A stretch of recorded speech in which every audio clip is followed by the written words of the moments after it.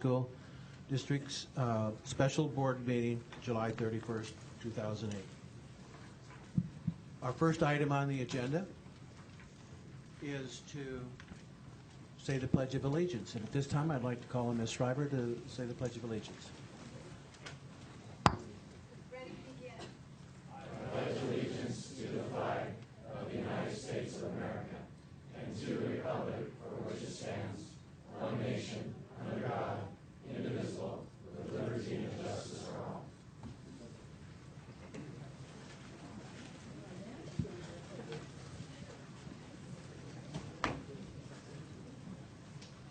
Next item is the approval of the agenda. I would like to have a motion and a second to approve the agenda, including any corrections and changes.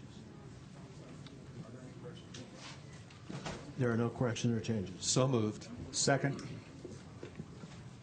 Please vote.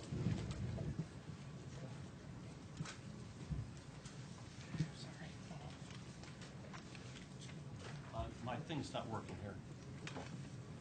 Yep. Okay, it's not working. There it is. Nope. Yeah, Do you approve the agenda, Mr. Kelly? I do. There might be people glad that I can't vote tonight.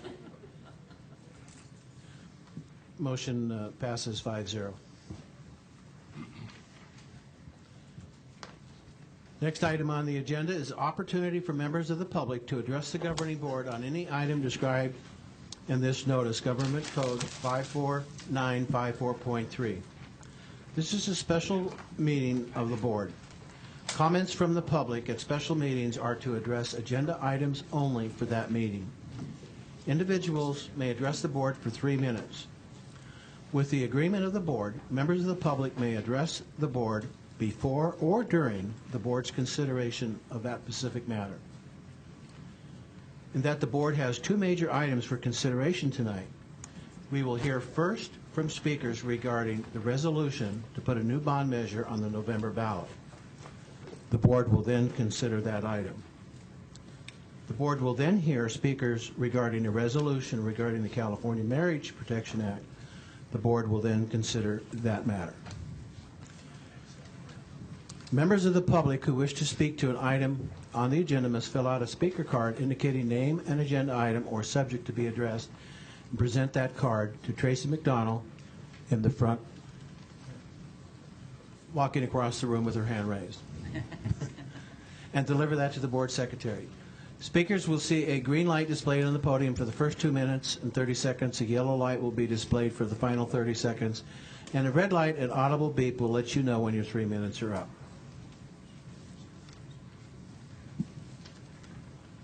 Okay.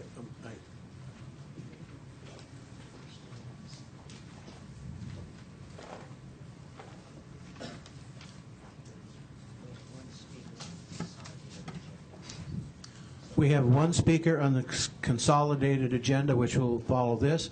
So I'm going to call that speaker first. Carrie Prescott.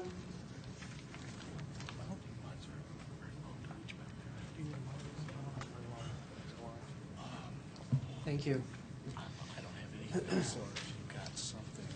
Good evening. My name is Carrie Prescott, and I'm the president of CSEA Grossmont Chapter 443. The reason I am addressing the board this evening is to speak to Bond Agenda 6B7. This entire layoff process has been a devastating emotional experience for all of those involved, and I would like to share CSEA's concerns.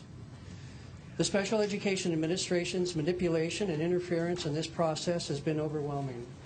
The classified employees have been treated with little or no respect, and there seems to be no understanding of the emotional stress the employees are experiencing.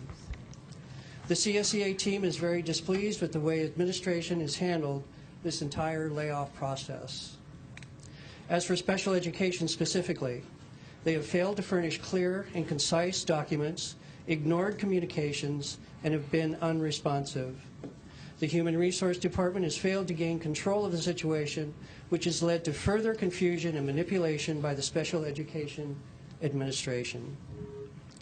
We in the past and will continue in the future to state our concerns with regard to the layoffs and this administration's lack of compassion and understanding for the classified employees at Grossmont District. Thank you for your time.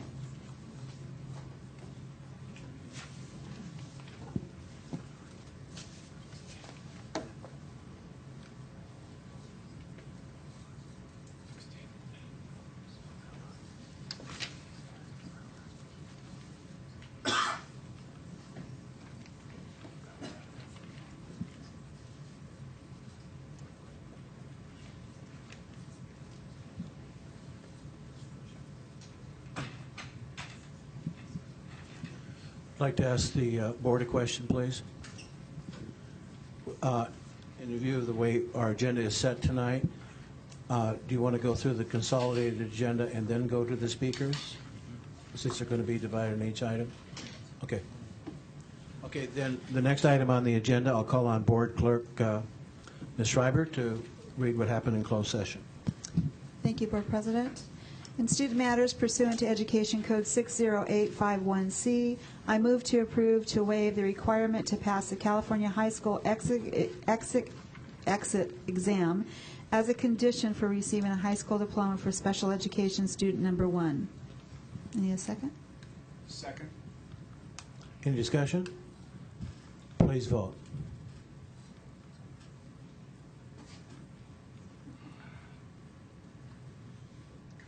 No, it doesn't work.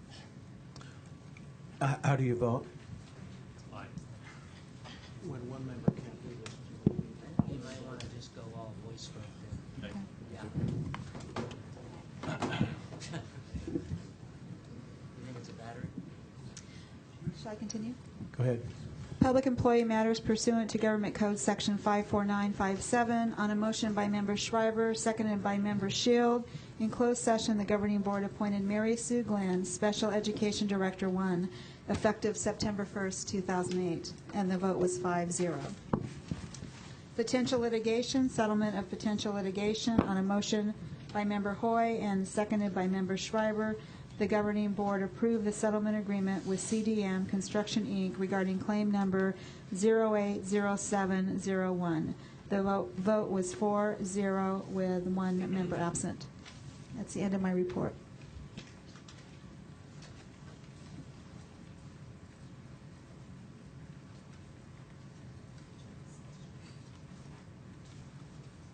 Does that conclude your report? Thank you. Next item is the consolidated agenda. One motion to approve items A through C. The consolidated agenda motion expedites board action on all agenda items which are not held for discussion. Items not held will be approved as written as part of the consolidated agenda. Items that are held are excluded from the consolidated agenda and will be acted upon individually. I have a question, Board Member President. Is that through C in its entirety or up to C? Through C. Well, is it? Does any board member have any items they wanted to be that they want pulled?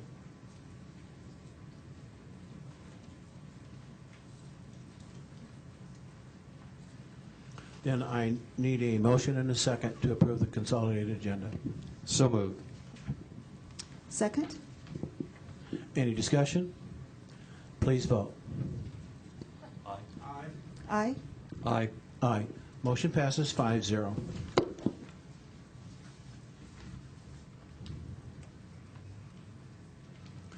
Next item on the agenda is Human Resources. To adopt the Governing Board 2008-2009 Initial Collective Bargaining Contract Proposal, Grossmont Education Association representing certificated employees so that negotiations may commence.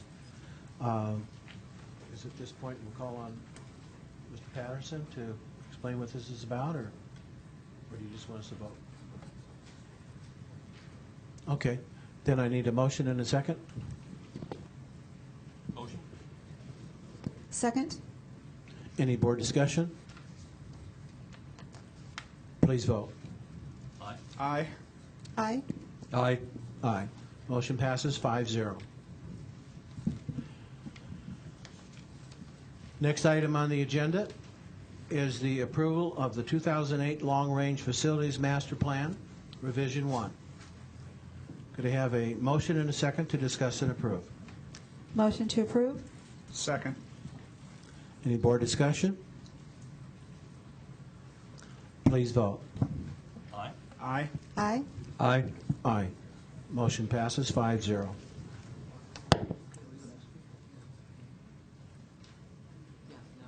Next item on the agenda would be the adoption of Resolution 2009-11 of the Governing Board ordering a special school bond election and the necessary action in connection therewithin. At this point, we'd like to call on the speakers on the bond. First speaker, I'm going to read these in numbers in threes, is Jim Panknin, Elena Lovins-Craig, and Gary Cass. Good evening. My name is Jim Pagnon. I am the chairman of the Citizens Bond Oversight Committee for Prop H, and I'm speaking for that committee tonight. We've discussed this item thoroughly, and we think it's only appropriate for us to comment as it pertains to Proposition H. What we decided was, and unanimously, is to reiterate what we've said in the last two annual reports, and that is to certify for this purpose of this hearing, get on the record, that the projects in Prop H cannot be completed with the funds that are available in Prop H, and that another source of funding is required to finish those projects. And also for the members of the public, I did bring some copies of our annual report, and they're in the back room if anybody has any questions. Thank you. Thank you.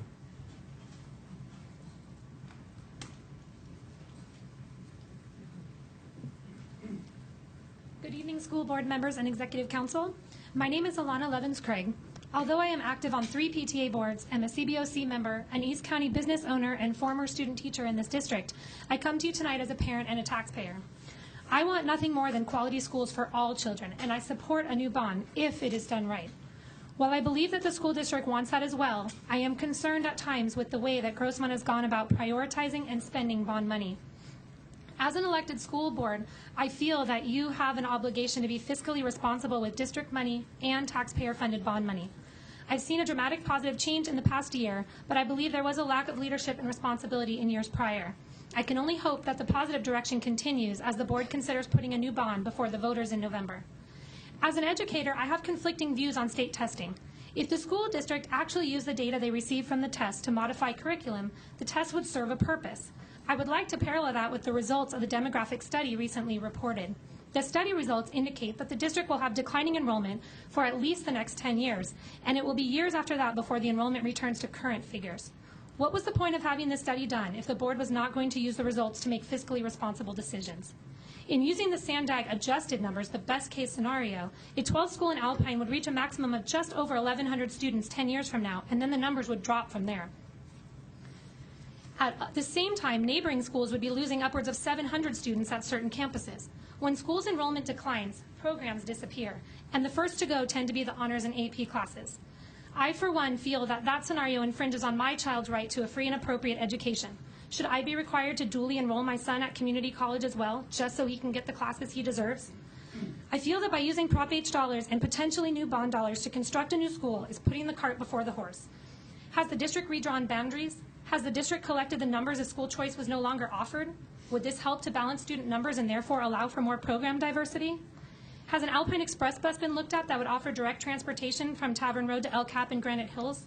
What about the kids in Hamul and Dolzura who drive long distances? Are our future bond dollars going to a new school there? While modernization is occurring at existing sites to account for the number of students currently attending, what good is spending these dollars if the classrooms will be vacant in 3 to 5 years? With the cost of construction escalating daily, how can we ensure that our students will be educated in state-of-the-art facilities at all schools? Although I fully support a bond measure and realize its importance to the district and its students, I sincerely hope that the board established priorities take into account all kids. As the superintendent has so passionately stated, how can you ask a student to go to one class in a modernized room with air conditioning and then an old dilapidated room with no up-to-date equipment? Which teachers get the good rooms? We must provide our existing schools with classrooms of the future, classrooms that allow Grossmont School District students to compete with neighboring districts, that allow Grossmont School District students to go to the best colleges, that allows Grossmont School District students an education that they can be proud of, and that allows them to come back one day and thank their school board for making the right decisions that afforded them a quality education and productive school career. Thank you.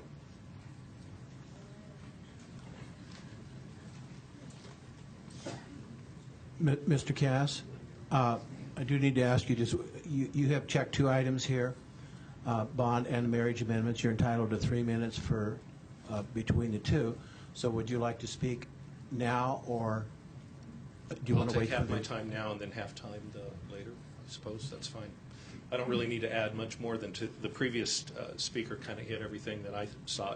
As a previous recovering board member, I was on the board when this Prop H was voted for and passed, and worked hard with Mr. Kelly and I believe Priscilla Schreiber to make sure that that bond was passed, and we were gratified that it was. I was discouraged because I don't believe in Prop 39 bonds. I believe in that we should do Prop 13 bonds. I think that protects the taxpayers.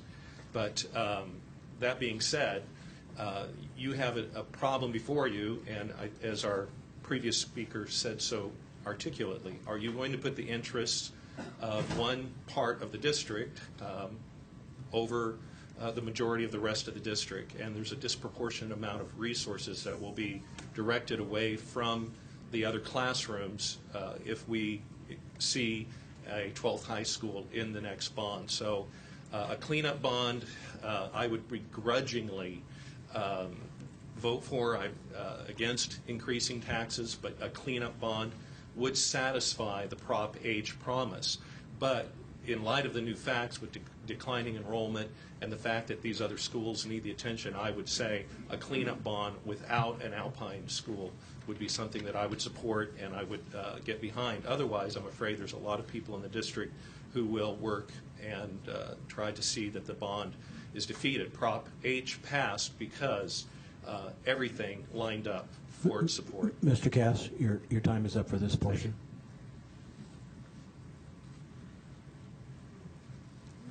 Next three speakers are Becky Handrick, Aaron Landau, and Georgette Torres.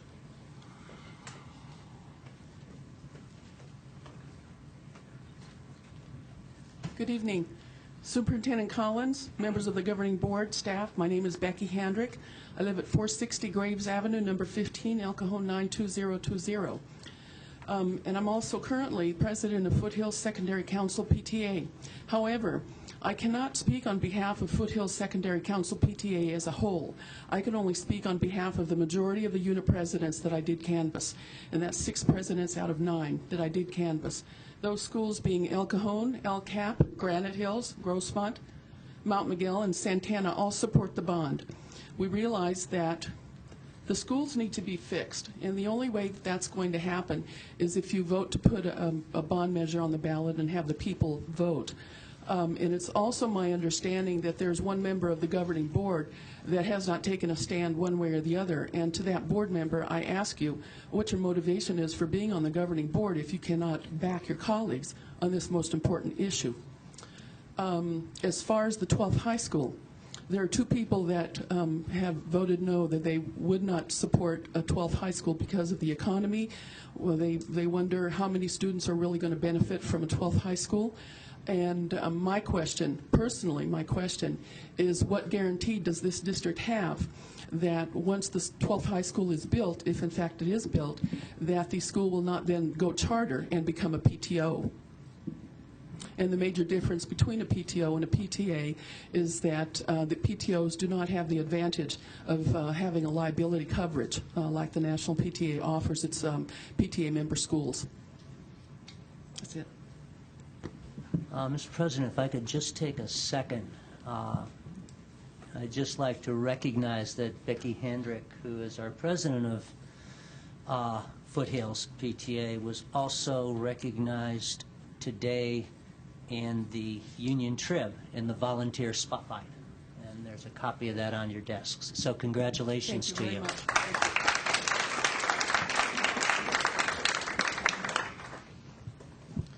Trustees, Superintendent, Cabinet. As a recently retired Grossmont Union High School district teacher, I, Aaron Landau, am still interested in the well-being of this district. I am totally in support of placing a general obligation bond on the ballot this November. I am no longer a district employee and have never had children. So why should I support such a financial obligation, which, based on my assessed valuation of $233,000 per $27.90 per $100,000 assessed valuation, would add $65.09 per year to my tax bill for as long as I live in the boundaries of the Grossmont Union High School District, simply because it's the right thing to do for many reasons. Finishing up a huge ongoing project that the public supports, maintaining the momentum of the excellent facilities modernization team that is in place, creating and keeping construction jobs in East County, increasing property values. Our wonderful house will be worth even more if we ever sell it, when Helix High School a mile away is fully modernized. Truly a bargain at $65 a year. Besides showing my support for this measure verbally, I'm putting my money where my mouth is. Here is a check made out for $65.09, my first year's assessment, if the bond is placed on the ballot, to go to the committee, which would be formed to help pass the bond, and will need public donations to do so. Also, I commit my time as well as my upfront money. I will volunteer to serve on the committee to help pass this bond, if you so approve for it to go on the ballot this evening. Let the voters decide to see if 55% or more concur with me on this issue. You, the trustees of the Grossmont Union High School District, have that power and control in your hands. Give this measure a high five. Thank you. And if it passes, I'll give this check to you afterwards, Scott.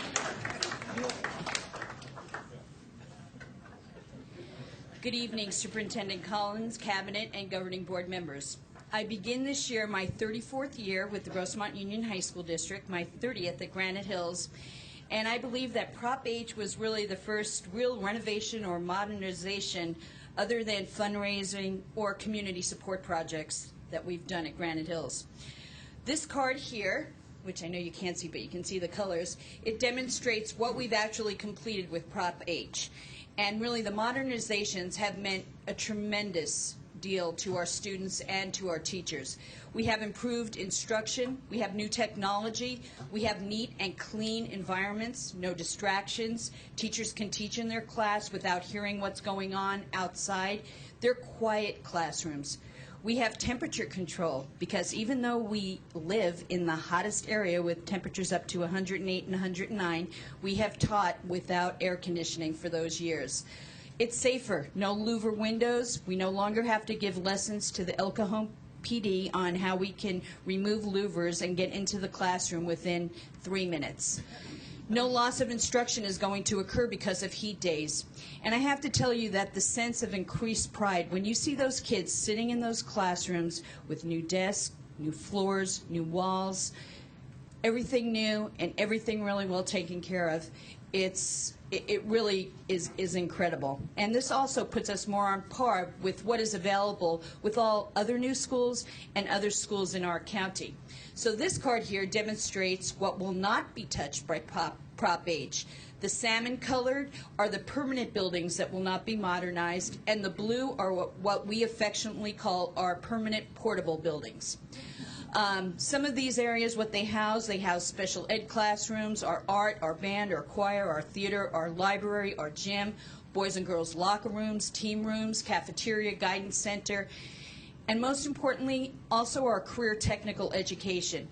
In order to provide our students with the proper courses and the training that they need for career technical education, we need to update our auto shops, our culinary and clothing and design areas, our art, graphic design, our film.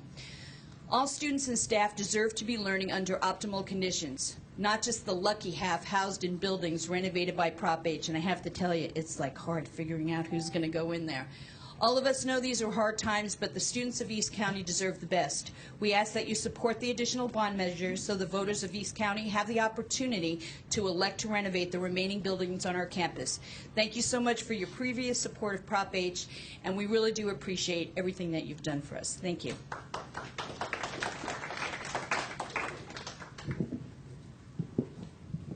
Mr. President, I I noticed someone snuck in the room here in the last few minutes. One of our former governing board members, Ron Naring, is in the back. Can we give him a round of applause, please? Thank you. Next three speakers are Teresa Kemper, Karen Reinhardt, and Albert Haven.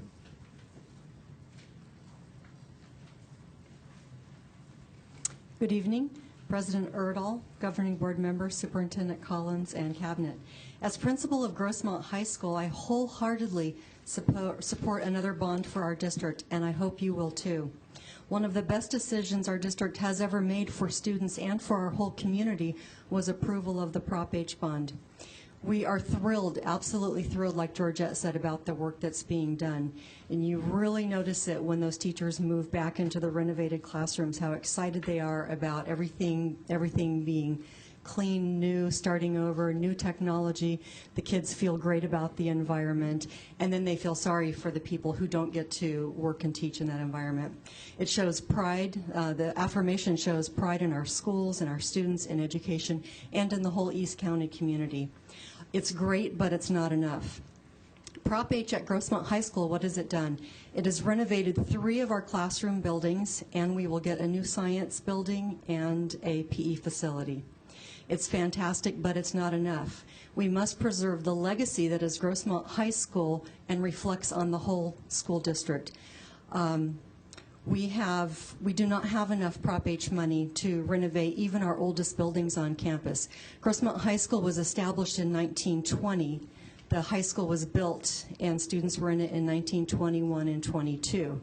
We have Old Main, a classroom building was built in the 30s, and our old gym was built in the 30s. Our art and science classrooms were built in the 40s.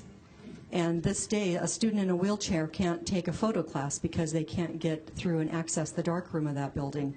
Our other classrooms and buildings were built in the 1960s and the 1970s. That's older than many of the high schools around in our district and in the surrounding area. Many of them are too old for fixing. Window parts that can't be replaced, so windows have to be nailed shut. Stairs that are sloping, we have stairs that are pulling away from a building. We have rooms, like I said, that are not accessible to wheelchairs. We have Grossmont alum, when they come back, they're most fond of the old gym, which was a public works project. That to them is the touchstone of good high school memories. We have 8 teachers who were vacated from Old Main. That's the building right behind the district office building now. It was deemed not safe, earthquake safe for students, so it's been vacant for 2 years. We have 33 teachers currently teaching in portables, and when all the Prop H work is done, we'll still have 29 teachers out there. That's almost half of our campus, because as we've renovated, we've reconfigured and moved classrooms out. So what do we need? We need permanent classrooms. We need at least 1 new classroom building. We need existing space free for classrooms. We need a counseling and career center where the whole staff can work together. We need a new auto shop because it is in disrepair. And we're ready and willing to work for a new bond, and we hope you will provide that opportunity for us. Thank you.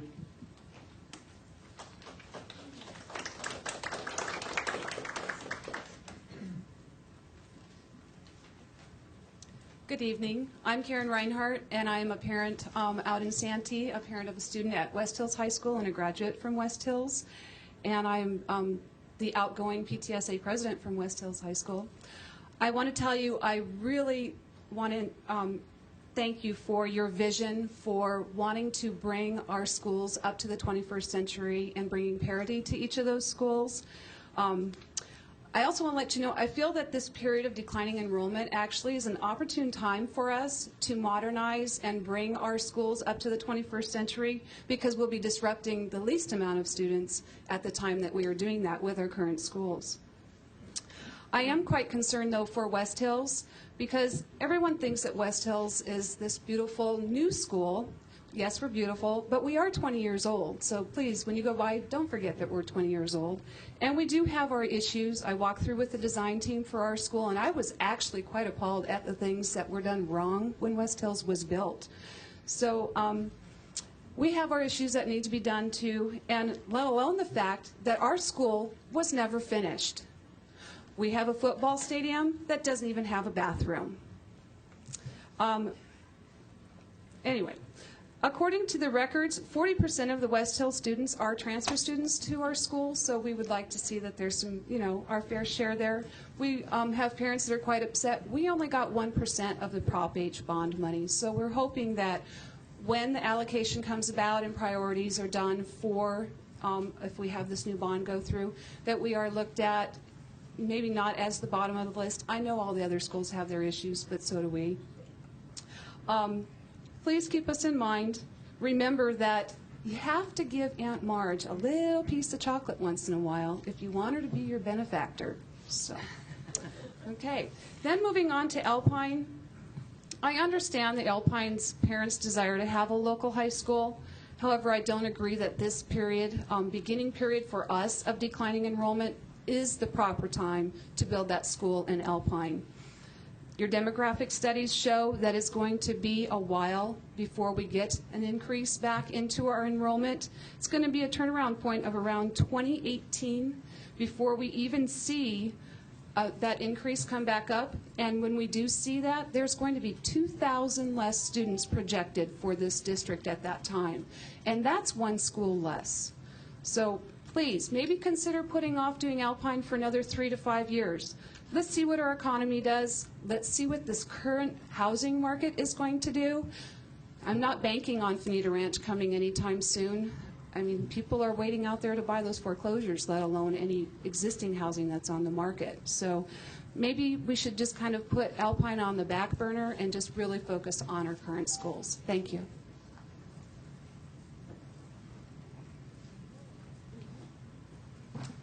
Good evening, honorable board members, Dr. Collins, administrative staff. I'm Albert Haven, 2904 Scenic View in Alpine. And I'm delighted that people up here is willing to throw Alpine right out, and I thank them. I'm here to tell you to keep it in. I started in 1998 trying to get a high school in Alpine. We started with the unification issue, and then the bond issue for the Grossmont failed, as did the unification, and so we banded together and we threw our game in with you, and we've been with you ever since. We've been working hard, and we can't act for ourselves now. You have to act for us. I served on the Blue Ribbon Committee. That's the committee that did the justification for Prop H, found all the data, and we've been through a terrible time. We found some really horrible things. There are bathrooms that were stuff falling down and tiles falling off. It was terrible. It wouldn't, probably could be closed down by the health department. We've been through a lot, and we fixed a lot, and we have some momentum now. And Dr. Collins has presented to you a masterful master plan. It really, I have to tell you, this is a fantastic plan, but it's a whole thing. It's not just a piece, and it's not something you can just pick apart. It's not a menu. Say, well, we'll have this, and we'll take that and leave this out, because if we did that, everybody would have something else. We wouldn't achieve anything. You have a big idea, master plan. Go ahead with it, and look at the big picture. I support the putting the bond on it, and I will work hard to get it, and I'll work hard to support you doing it. You owe it to the community to fix the schools everywhere and to treat each community properly. Just a word, Alpine, if they had a high school reunion, we'd have people from Grossmont, El Cajon, El Capitan, Granite Hills, Valhalla, Steel Canyon. We don't have a town.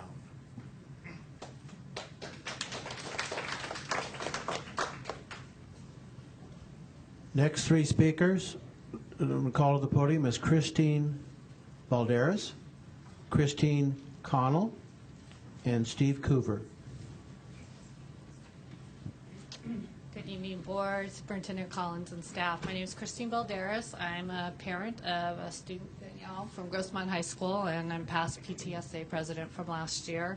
After listening to everybody, I'm going to kind of change what I was going to say a little bit just to kind of consolidate. Superintendent Collins came and it kind of saw the problems. We've had this momentum, I think is the key word tonight. The Proposition H is working. It's helping all the kids feel a little bit better. Everyone knows that it's not enough. I think they're doing a great job now. It started off rocky, but you know, now it's going. So I hate to have it stop. So I think another bond is the solution. And I think in defense of Alpine, they helped us pass Proposition H, which a lot of people in this room maybe don't realize are part of our community. I don't live in Alpine. I obviously live in El Cajon, and my daughter goes to Grossmont, but I feel we do owe it to them as well, to them to be included in this bond. I think that was part of the plan, is that this new bond would not build a totally new, big, huge high school. It would be appropriate for, I think, 600 to 800 students that they think are going to be in that area right now, and then if it grows, there's potential there for it to grow. So I think a bond is definitely something we need, and I hope you guys will support it and put it on, because I think momentum is here. I would hate to have to wait another 20, 30 years for us to get another bond and our houses, our values to go down.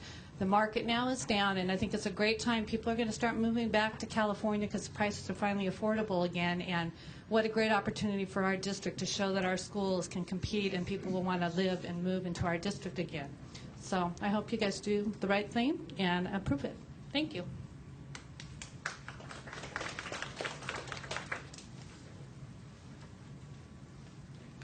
Hi, I'm Christine Connell.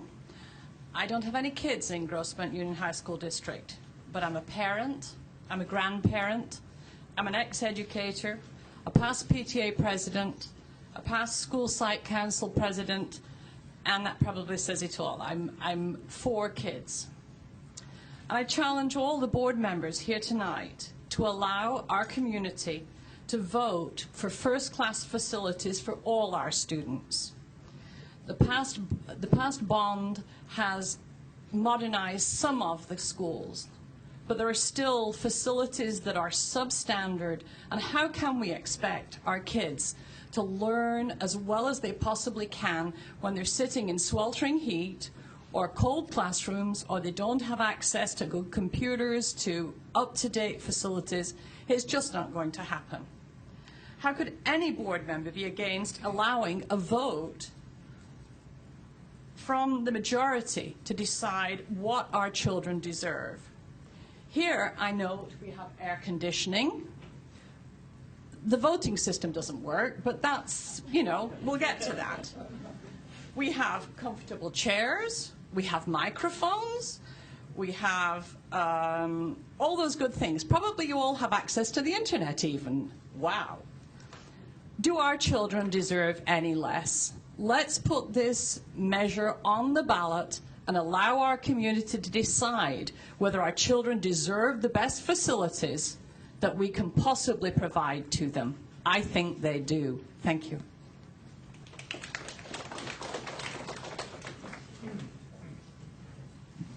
President Erdahl, members of the governing board, Superintendent Collins, staff. I am here tonight to offer my enthusiastic support for the proposed follow-up bond. As the principal of Mount Miguel High School, I don't feel qualified to speak on any one person's behalf or feel that I have the right to speak accurately about the entire Lemon Grove and Spring Valley communities. Their voices will be heard in November, when I believe they will vote overwhelmingly in support of a new follow-up bond for our community. What I can do tonight, however, is report to you in careful and honest terms what I have experienced in short time that Mount Miguel High School has been in the process of facilities modernization that began June 6th, the day after our 2008 graduation. Simply put, every student, parent, community member, alumni member, foundation member, and staff member that I have encountered have been thrilled to see the millions of dollars of work being done at our 50-year-old facility. Words can't describe the scope of the work, nor the positive effect it is already having on our school community. The governing board's action to propose and support the Prop H bond made all of this possible for our community, and for that we thank you. For the first time ever, all of our teachers and students will be in modern, air-conditioned classrooms with new concrete walkways and beautiful new landscape. But when finished, even though it will be extremely beautiful, the job of modernizing Mount McGill High School will only be half done. The Prop H funds were never intended to modernize our career job training classrooms for plastics, wood shop, drafting, floral design, cosmetology, or teacher education. We were unable to further develop our technology in our classrooms, computer labs, and classrooms for college preparation, nor could we upgrade or replace previously installed heating and ventilation and air conditioning units with more energy-efficient systems. The Lemon Grove and Spring Valley communities are in dire need of a new joint-use multipurpose facility to increase options for large group instruction, community meetings, and large auditorium events. And Mount McGill High School must upgrade aging safety systems, including fencing, security camera lighting, which will improve safety and security for our kids and families. Our families will also benefit from improved vehicle access to campus, including pickup and drop-off zones, driveways, and parking facilities. Thank you for all you have done to modernize the home of the Matadors, and I ask that you take the necessary action tonight to finish the job. Please vote your unanimous support for our follow-up bond, thus enabling our communities to add their vote of approval in the November election. Thank you.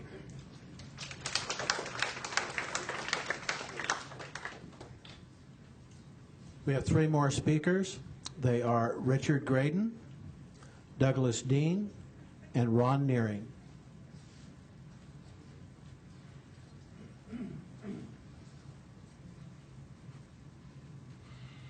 Good evening, ladies and gentlemen. My name is Richard Graydon. I've been a teacher for 35 years in the San Diego Unified School District and El Centro School District. I am against Proposition 8. The thing is that we have just heard from... Excuse me, sir. Yes. We will call on you in the next session. Well, I'm sorry, we made a mistake. This is just on the bond. I know.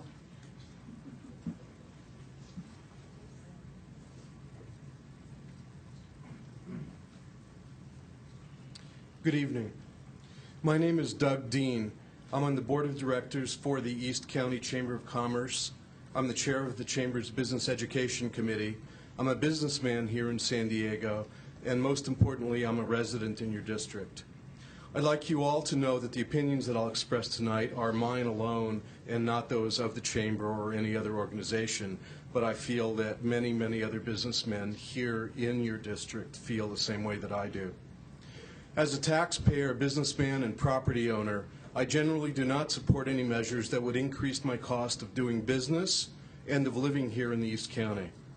However, I am a strong supporter of this proposed bond measure. We cannot afford to have this measure fail.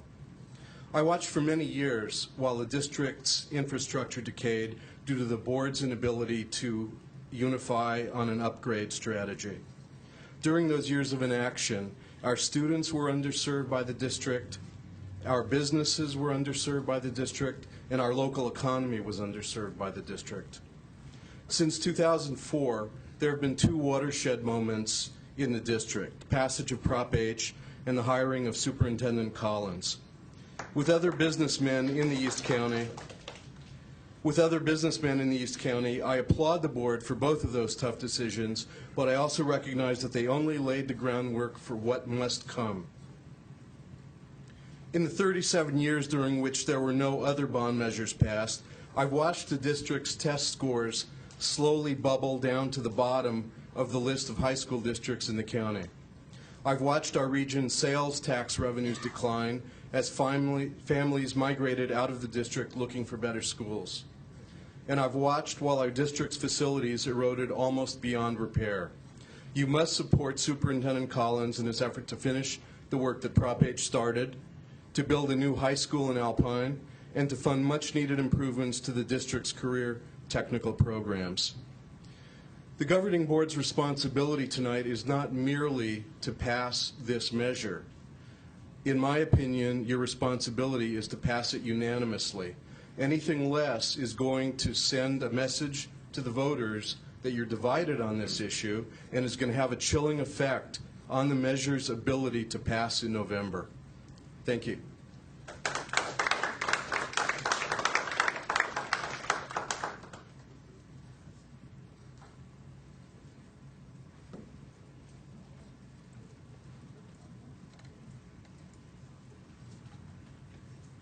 Members of the board, my name is Ron Nearing. I live at 1015 Old Mountain View Road and served more than 2 years on this board. And given the importance of the issues that we have here tonight, I wanted to come by and just lend a few thoughts to your deliberations here this evening. As you were well aware, I supported Proposition H. Under my leadership as chairman of the Republican Party of San Diego County, we also endorsed Proposition H, which, along with many other stakeholder groups, we were able to have that proposition passed and produce many of the positive developments that we've seen since. As you know, as a member of the board, I not only advocated for smaller classrooms, but also smaller schools. I believe that the schools in our district are also too big, and that they reflect a mentality, a collectivist mentality of the 1960s, where simply bigger was better. Economies of scale were the ultimate pursuit. And unfortunately, I think our schools are too big, and I think everyone knows that. We ultimately want to move in a direction where we reduce our school size as well, and there's much work that remains to be done. I wanted to add a word of caution, however, as you go forward, and that is that it is probably the worst possible environment to put a bond like this on the ballot. And this does not mean I'm speaking in opposition to the bond. I'm simply saying that you should take into account the fact that we have record foreclosures in East County, we have plummeting property values, and a bond of this type is a tax increase at the same time. And I think that that makes the curve a little steeper in order to try to get it passed. And I suspect that the votes are there in order to put this bond on the ballot. But that's something which everyone in the room and all the stakeholders should keep in mind. I would also suggest that the actions of some of the members of the board have probably done as much as possible to directly and negatively impact the board's ability to build the stakeholder coalitions necessary in order to pass this bond.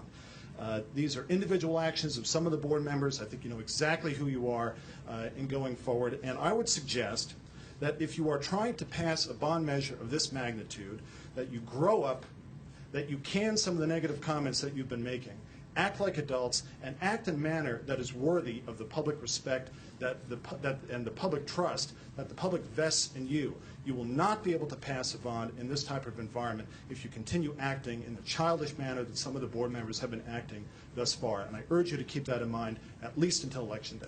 Thank you.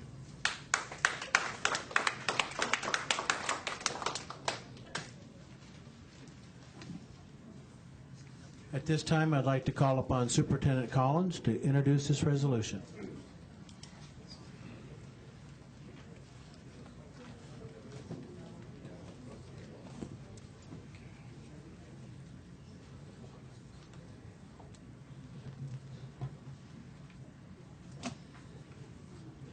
Board President Erdahl, board members, staff, guests, and speakers this evening. I'd like to take a couple of minutes to kind of finish the journey that we began 8 months ago and to make some comments regarding this bond and reiterate several reasons for my recommendations. 4 years ago, this board, under the leadership of then Board President Jim Kelly, had the foresight to place on the ballot Proposition H. It passed overwhelmingly, and that measure has begun to transform the schools in East County.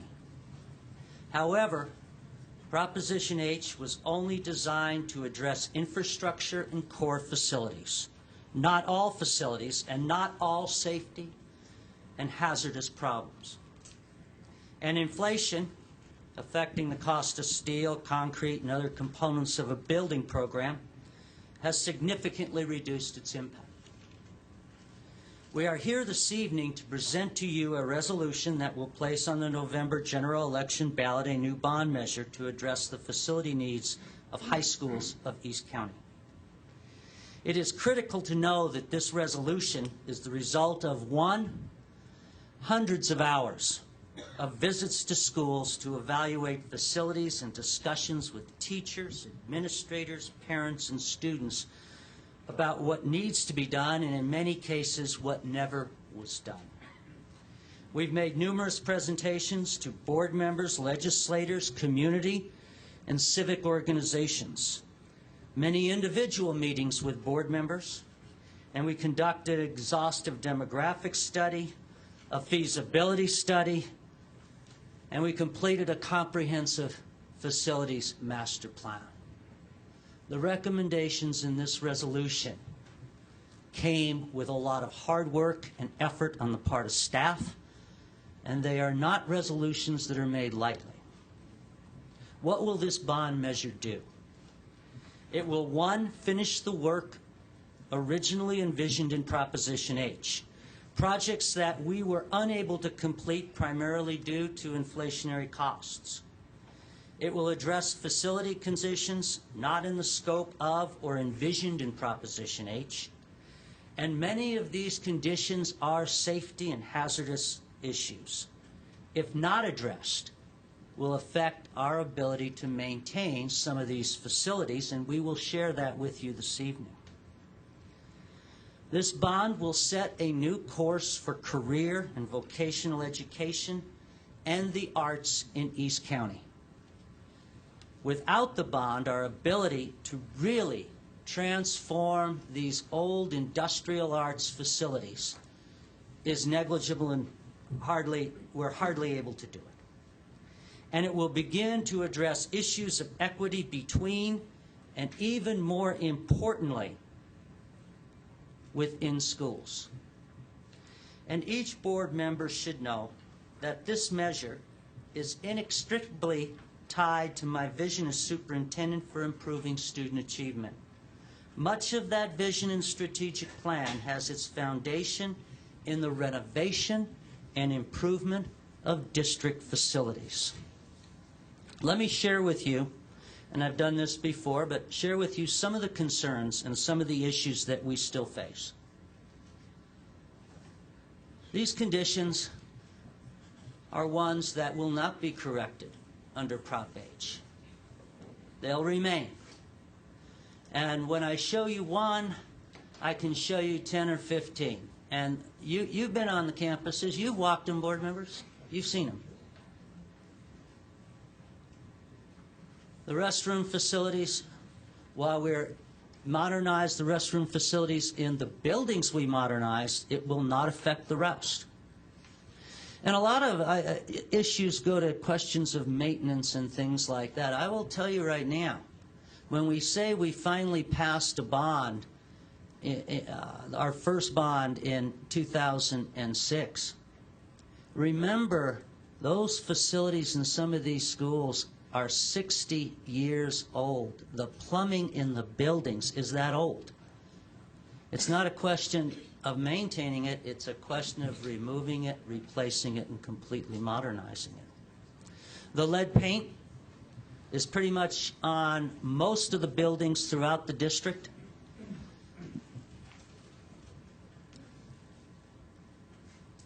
That is an actual classroom for students in Grossmont.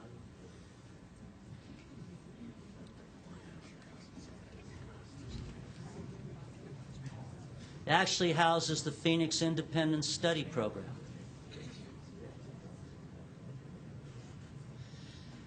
There are more of these on our campuses. That's not the only one. These are vintage 1940, 1950, if you're lucky. That's a special education classroom. The cracked asphalt is all over the district. But, you know, it's not just the asphalt. When we built these schools, we didn't pave some of them at all. That's an access road at Granite Hills running out to the baseball field. That's a parking lot at Granite. But you can find the same thing at Mount Miguel and other schools. Never envisioned in Proposition H. When we heard regarding West Hills, and the restroom facilities. We never built restroom facilities in any of the athletic fields. 4,000-seat stadiums with no restroom facilities or plumbing. Now, I asked the question, well, isn't that illegal? And the answer is yes. However, when we did it, it wasn't illegal, so we got grandfathered in. And thank goodness for grandfathers. I am a grandfather, so that's very important. But that's the reality that we're looking at. I often remark, I've never heard of a physical education weight room facility in a tent until I actually saw it. But that's what our kids, these are some of the conditions that our kids face. There's a situation at Monte Vista in some of the buildings that aren't going to be modernized. We have reached the point where we don't have the parts anymore to fix the windows. So you can see in some cases they just leave them open now. I talked about career tech facilities. These are the two buildings that aren't scheduled to be modernized at El Cajon Valley High School. You know, they have plans for career tech academies, smaller schools for kids, but there simply aren't the dollars in order to fix that issue. And we have a CTE committee that's working on that whole process now. But that plan, without the dollars behind it, can't be moved. And that's only part of the issue that we're dealing with.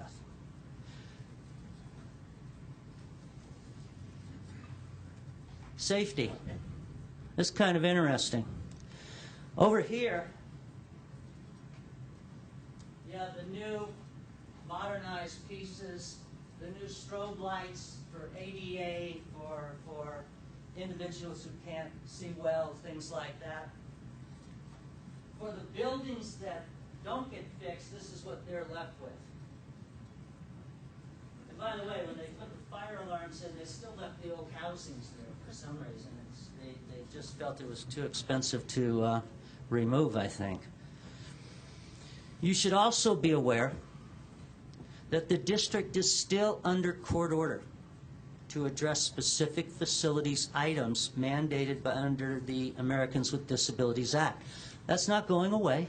It's still a court order. And we are still going to have to fix these facilities one way or the other way under those court orders. There is no more money in the bond to do all of that work. And you also got from me last week a notification from the Office of Civil Rights regarding issues of equity in Title IX and facilities that we're going to have to address. And Dr. Lewis is in the process of working that whole thing out right now. But those are just some of the items that are there. You heard the question of equity of facilities. And let me tell you the situation we'll be faced with in about a year. Well, no, we'll be faced with it now as a school district. This is El Capitan. Brand new. You can see all the air conditioners. All done. This building isn't scheduled at all. No air conditioning. It's the library building. And as a consequence, you're going to have the haves and you're going to have the have-nots. Same thing here at Granite. Brand new building and a special education bungalow sitting side by side. Same thing at Santana High School. Brand new building on the left, all air conditioned. The building on the right will be run with a chiller system as best they can. And there's much more.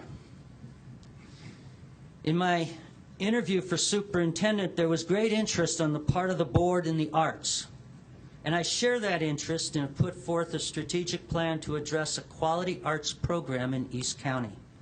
I had no idea when I took this job that there are no band rooms, choral rooms, or theaters to speak of. There are some schools that have them, but across the board, they don't exist. Our kids don't have any place to perform. El Capitan goes to Valhalla to hold its plays. Same at Mount Miguel, same at Santana. We can walk through it and you know that. A new bond would address that issue that these teachers here have been planning for quite a while, a new arts program. And the new bond proposal addresses the desire for a new school in Alpine Blossom Valley of about 800 high school students who live in the community and travel back mountain roads to schools or take an hour bus ride each way. I have made a recommendation tonight that recognizes our past commitments, builds a high school for the number of students our studies show would attend that school, and provides for future expansion. I'm sensitive to the comments of Ron Nearing. I know these are difficult financial times. We understand and share the concerns that have been raised about timing and cost, but I just want the board to remember a couple of things. At some point, these buildings will be renovated, closed, or demolished and new ones built.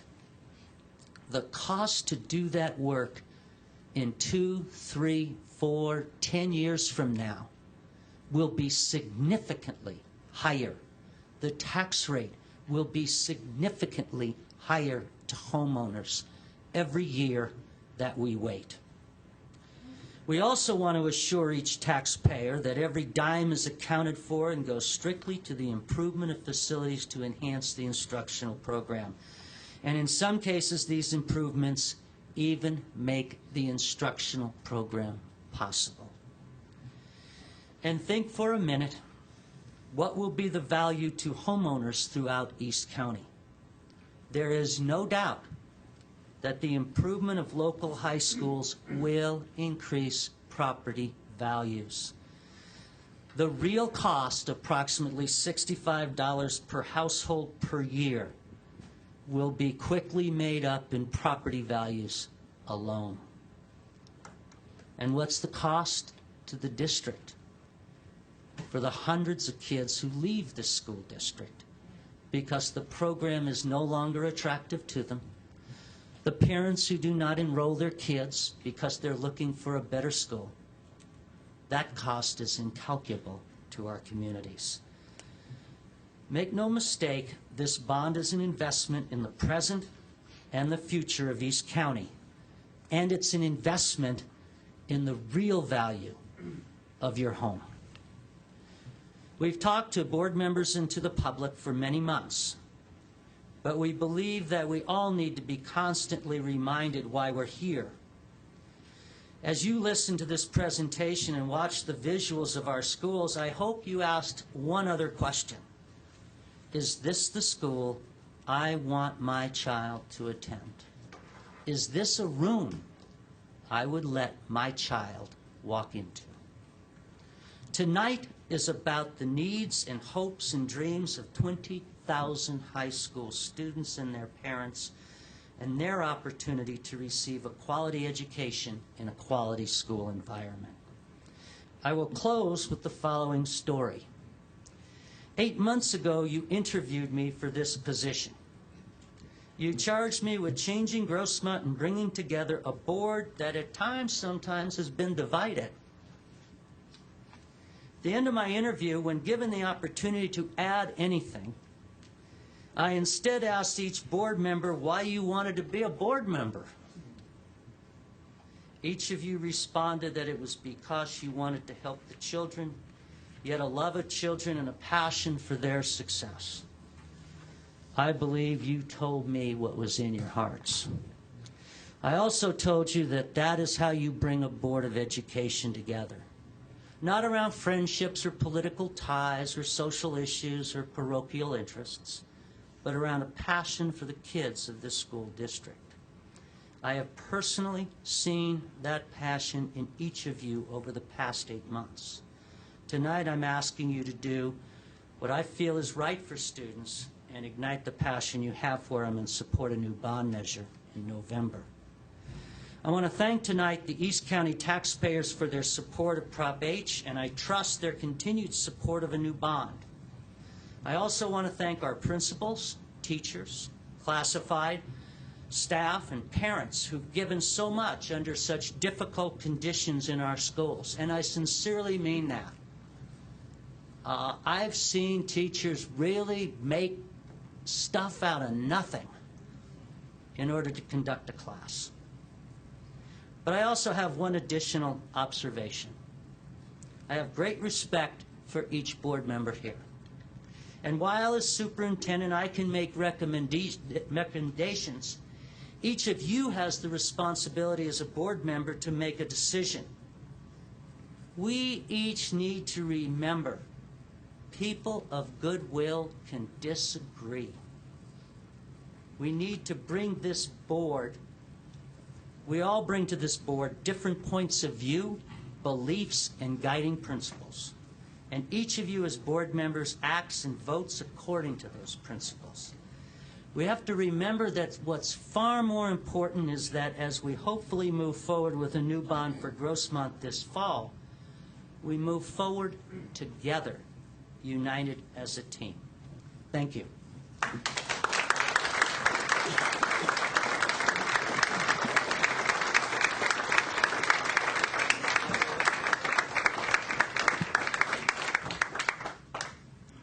Thank you, Mr. Collins, for an excellent presentation.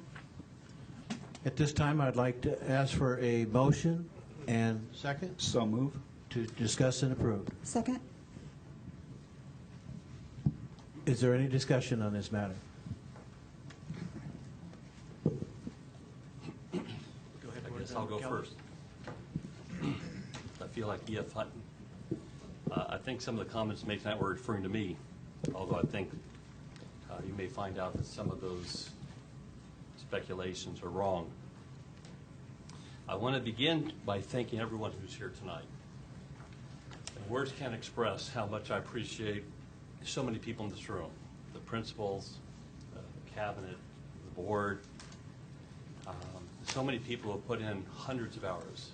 I don't think it's an exaggeration to say some have put thousands of hours over the last, well, since I've been on the board, going back to 2002. First with Prop H, implementing Prop H, and now dealing with this proposition. I want to thank Superintendent Collins. You've only been here since November, but boy, you've hit the ground running. And that was a beautiful, beautiful speech, and you're a great person and a great leader, and I have tremendous respect for you. So thank you. That goes for the cabinet also. I want to specifically mention you. I appreciate you very much. I have great respect for those people who have been working for a new high school, for the Alpine community. I want to read I've been jotting down some notes, and these things come from the heart. But I feel my words are so inadequate to tell you all how much I appreciate you, and I view even those that I might disagree with, how much respect I have for all of you in your concern for children, not for yourselves, but for your children in this community, even if we disagree. I believe the first duty and obligation that we have is to our existing campuses. I believe we must fix our classrooms for every class and every subject and every campus for every student. Every class from science to PE. I believe we need to make the outside or exteriors of the schools modern, new, and welcoming for every campus. I believe that our first priority is to ensure the safety of the students, staff, and community, everyone who walks onto our campuses. That is critical. And as someone said tonight, that is the law. This includes addressing electrical, gas, water, roofs, portables, every safety issue we must address. And there's a tremendous need. And that need has been expressed beautifully for the umpteenth time tonight. And I've heard, and I have seen these campuses, and many of these, the teachers are great, the classified employees are great, the administrators are great. But many of our facilities are terrible, and they have to be addressed. But I believe we should not build any new schools until all of these existing problems and needs are addressed. In fact, this board has had, by the way, I want to compliment everybody sincerely for being unbelievably polite and professional, no matter, whether people say things, public speakers, or now this board member say things that you may disagree with all your heart. I appreciate everyone's civility tremendously. Anyways, this board has ordered and paid for 2 demographic studies. And we've discovered that the current declining enrollment that we are experiencing and have been experiencing will continue through approximately 2018. We will be losing thousands of students, and I can't even guesstimate how many millions of dollars year after year for the next decade. We will end up with at least 1, if not 2, or more schools too many. Everywhere you look, no one's building new schools, they're closing schools. Even in my city, where I call it my city, where I've had my office for 20 years, they've closed 1, and they've barely kept from closing a second out of 10 schools in Santee. The 12th high school, this is nothing personal, but I have to watch out for the whole district and what's best for all the kids, and I have to watch for every educational dollar as if it was my own. I believe that's what every trustee has to do. There's many people I respect tremendously, I have great affection for. But the 12th high school demographic studies have shown is not needed when enrollment is projected to decline for the next 10 years, every year. It is a waste of taxpayer money to spend money on new construction during a time of economic hardship. And it's the #1 objection I've met with many community leaders of all kinds, educational, political, business, and voters in this district. You've heard some of them tonight. I cannot support the current bond proposal, but I can support it with 1 amendment. I'd like to read my resolution, and I'll pass out a copy to the board.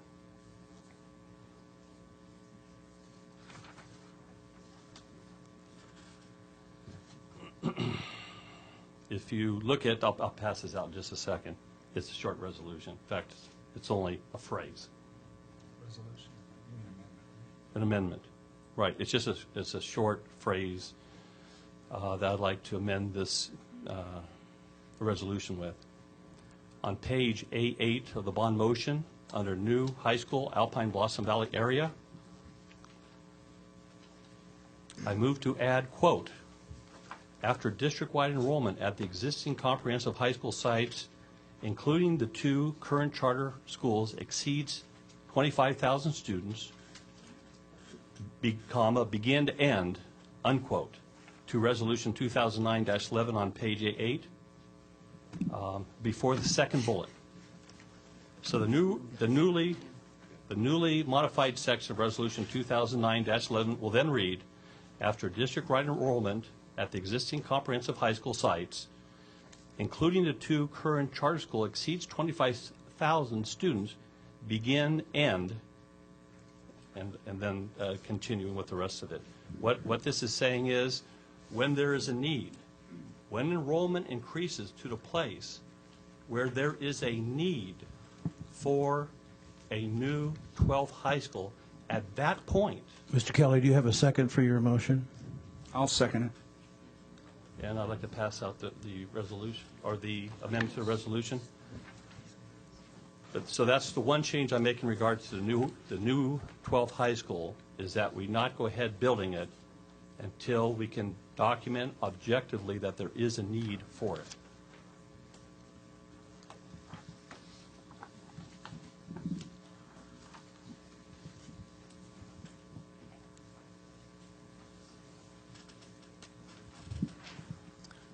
Does that conclude your remarks? Yes. Board Member Shields?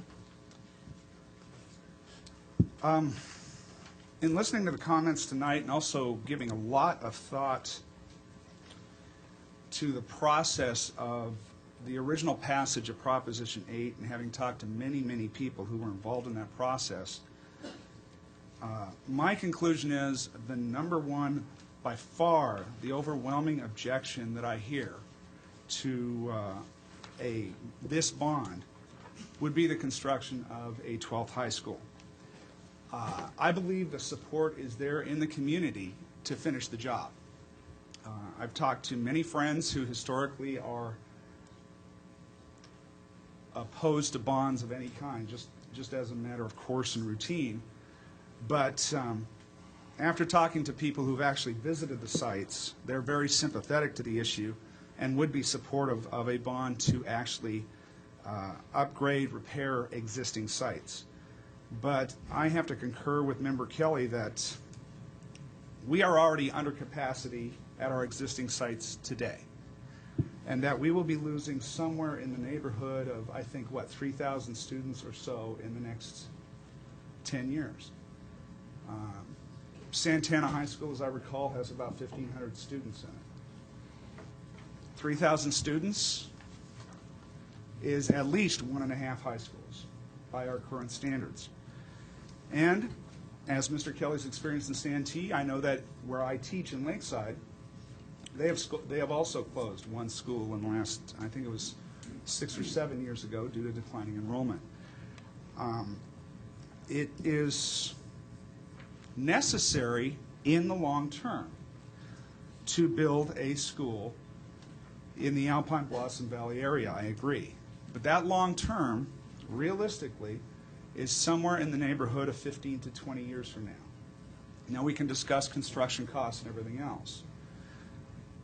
I believe we need to support the teachers, parents, and students who will all benefit from a bond at the existing sites. But I have a difficult time supporting the construction of a new high school, which will increase administrative costs, make less money available to all students on an ongoing basis in the future. I consider this a reasonable amendment because it should be noted that, A, it does in fact make a commitment to build that school when in fact the numbers justify it. And also what it does is it does make a commitment to buy and upgrade the construction site so that in fact there will be significant movement towards a school in Alpine when enrollment justifies it. Board Member Schreiber? Thank you. Well, being the senior board member, senior most board member on this board, it was in 2004, I believe, when we passed our last bond. And in our bond resolution that the board put forward was to bring in the community of Alpine that has worked for a very long time to have a high school up in their community. And that vote was unanimous. The demographic reports, I think, were pretty much the same because we had overcrowding, we had portables on our existing campuses, and I believe, Mr. Kelly, that Steel Canyon has a cap of 2,000. Dr. Lewis, is that right? I know they have a cap. So there's 500 students there. And then I'm not quite sure what Helix's cap would be. But the bottom line for me is, as I've been on this board for a very long time, and we worked very hard and listened to the community of Alpine, this is not the time to continue to neglect a community that deserves and desires to have a community high school. We have already expended money towards that process And I think it would not be responsible management of our money to stop that process now. Building costs will go up. We need to assure our community of Alpine that we're in this with them, and I'm sure that they will continue to be in it with us. The fear of a school going charter, that can happen in any community, and it has. A fear of a school wanting to be unified, that can happen at any time. I think it's important that we have and be proud of a more easterly high school to benefit the students out there and to offer maybe some other opportunities working with our college, community college, to bring some opportunities there for our high school students that will benefit those students who would want to have some higher education in Alpine through an Alpine high school, and maybe a joint resolution with our college board to do something for that benefit out in the more eastern boundaries. I have been on record, Mr. Kelly's been on record for supporting a high school in Alpine. This is not the time to back down. I think it will be a situation that pits our community against each other. I think we can do it all, and I think we can do it all for the betterment of our kids. I think Alpine deserves a choice in the matter to have a community high school in their community. I find it difficult, very difficult, to sit up here and think that board members would support an Alpine high school at a time it was politically expedient, and then at a time where we should keep the momentum going and build that high school in Alpine and not wait for the year 2018, but do that now and look at our other schools, as the problem was overcrowding. I don't want to jeopardize any of the programs that we have in our existing schools. I think under the leadership of our superintendent, we can work those issues out. But I just think it's strongly, I can't say this more strongly enough, that we do this to Alpine. We have dissed and caused any kind of our ability to keep to our word. And the most important thought, I'm sorry I'm rambling, I can't understand why Alpine has become such an issue. And I think for the public, it's an issue because it was taken out of the original ballot statement. But this board, with member Gary Cass on it and member Kelly, we voted to support and build a high school in the Alpine Blossom area, and to do anything less. Talk about board members not coming together. Our community will be divided because of this.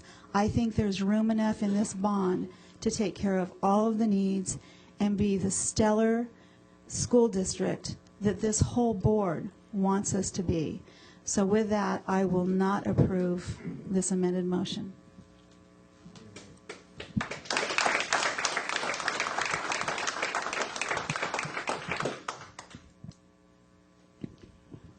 As the real senior member of this board, when I ran for this office 2 years ago, I said that my goal was to make this district the best district it could possibly be, and to give the kids in this district the finest education that we could give them. And tonight, I think the superintendent, who we all chose, did an outstanding job of explaining how we get there from where we are now. And the only way I think we get there is we get there as community. We get there together.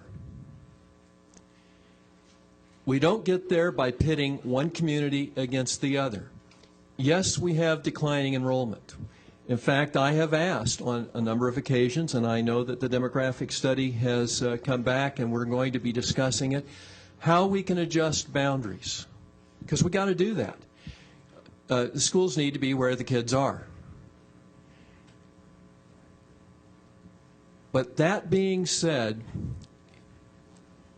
this bond, I don't believe, will pass if this amendment is in there, because it will pit us against each other.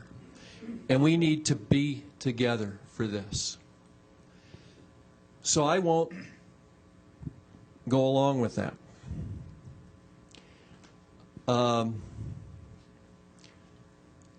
I do want us to pass this 5-0, but I will not go along with that. The board, in 2003, when they put this on the, and I've read the documentation, they promised Alpine. Now, sometimes things change, but I think Superintendent Collins has come up with a plan, a small school, with the potential, if it gets larger, we get the population up there, that we can build a larger one. But we are going to repair the schools down here. I have a vested interest in Santana, besides wanting to beat West Hills. Just once in football. But anyway, that's where I stand on this, and I really do want to see us pass this, because I definitely want Aaron Landau's money.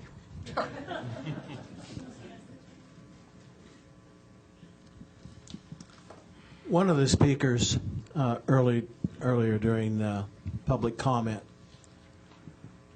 talked about the legacy of the district and the legacy that we as individuals can leave behind.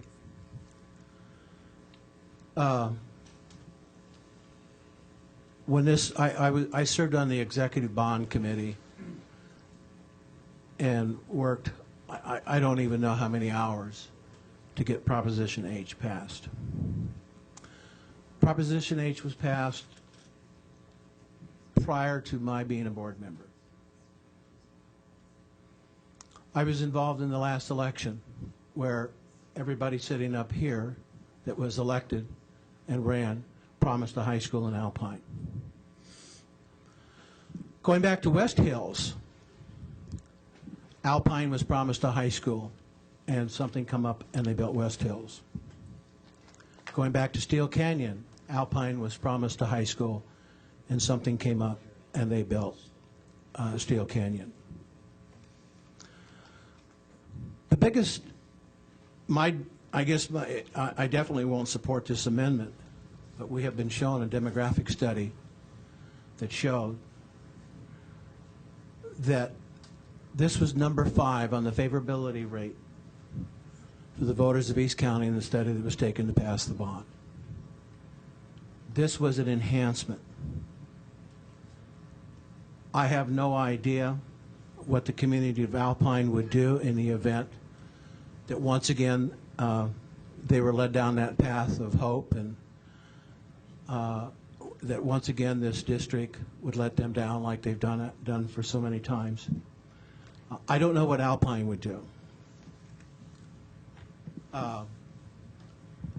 But I certainly can't sit here and condone, as a responsible adult, that every child in this district doesn't deserve the best they can possibly get.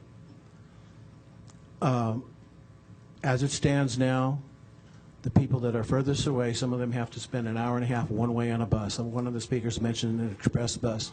Well, between Alpine and Granite Hills, it is an express bus because there's nothing between Alpine and Granite Hills. There is no stops. To say I'm disappointed in some of the comments I've heard would be an understatement, because our superintendent has showed us a program that will improve the schools for all, will give Mr. Kelly and give Mr. Shields exactly what they are looking for in all the schools, plus satisfy all the students and all the parents in the entire district. To, as Ms. Schreiber said, to put one community against another is not right, it's not fair, and I won't have anything to do with that. So I will not be supporting the amendment. And at this time, I'd like to call for a vote on the amendment. Mr. President, if I could just make a couple quick comments regarding a couple of things I wouldn't say, just to correct the record. Sure. Thank you. First of all, there was reference to the vote where 5 board members unanimously voted to support Alpine High School. I'd like to read that resolution. It was Board Resolution 2003-148, which created Proposition H, and it justified the construction of a 12th high school by stating, quote, whereas additionally, growth in student enrollment in the district has also increased, resulting in severely overcrowded conditions in the existing school facilities, thereby creating the need to construct a new high school to serve students residing in the Alpine Blossom Valley region of the district, and to thereby relieve overcrowding in the district's existing school facilities, unquote. To relieve overcrowding in the district's existing school facilities, this is no longer a defensible argument. I'm not glad that this is the case. Mr. Board President, you might be disappointed in my comments. You guys may be heartsick with some of these comments, but they're facts. These are indisputable facts. By the way, I want to tell you something. I want maybe some people who don't know me, those of you who are insiders in education and East County politics, you've got to know, if you know anything about me, especially, in fact, I am the senior board member because I've been on school boards between the county board and Grossmont more than anyone, in fact, more than the rest of the board combined.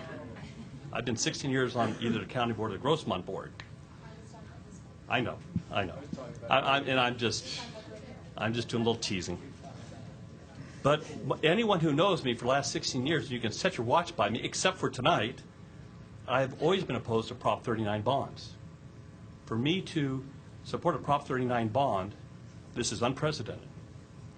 For me to vote for a $417 million bond, I think plus $15 million of matching funds, that's almost another $500 million, $467 million. That does not include the interest that is going to cost the taxpayers over, because we're putting a lien on their houses for the next, 25 years or so. That really is going to come to about another $1 billion after we just did the almost exact same amount 4 years ago, where we haven't even spent all of our money. For me to support a Prop 39 bond 4 years later for almost another $500 million, this is so out of character for me, and against my own personal philosophy. This is a massive compromise for me, because I'm supporting the whole dollar amount. I'm supporting the arts. I'm supporting career tech. I'm supporting renovating every single building and building a bunch of new ones on every campus.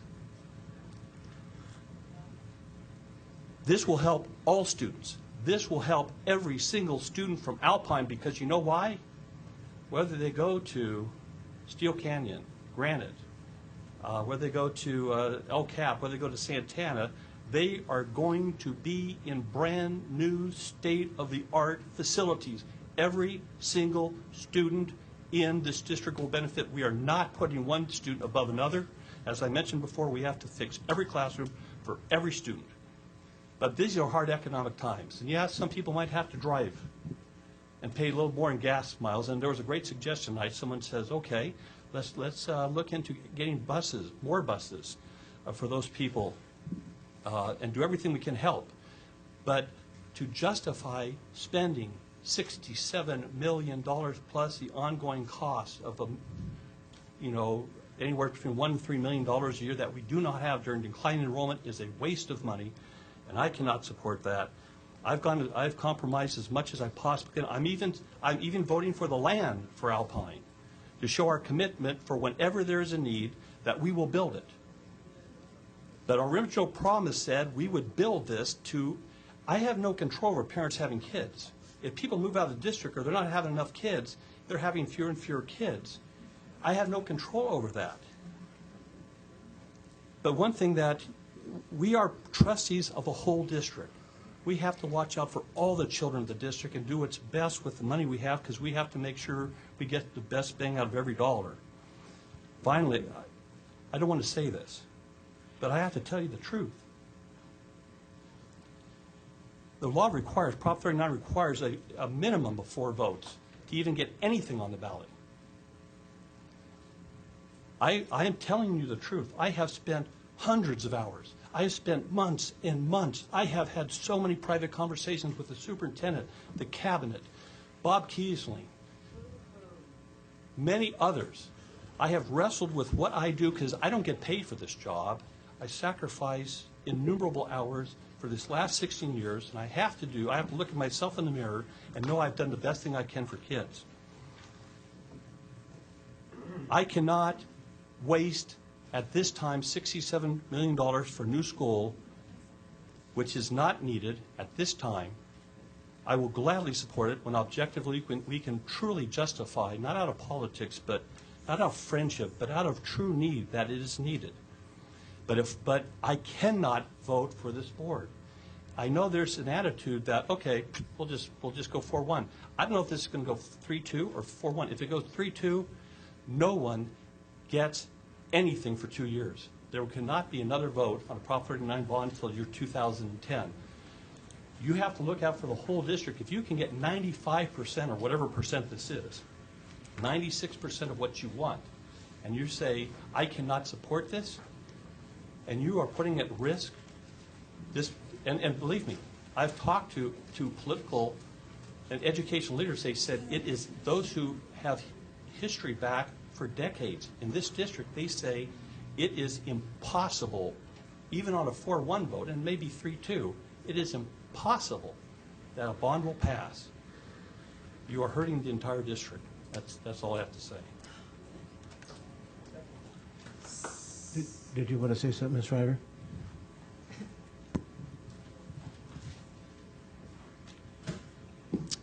If our word matters, it should matter now. And our word to Alpine matters.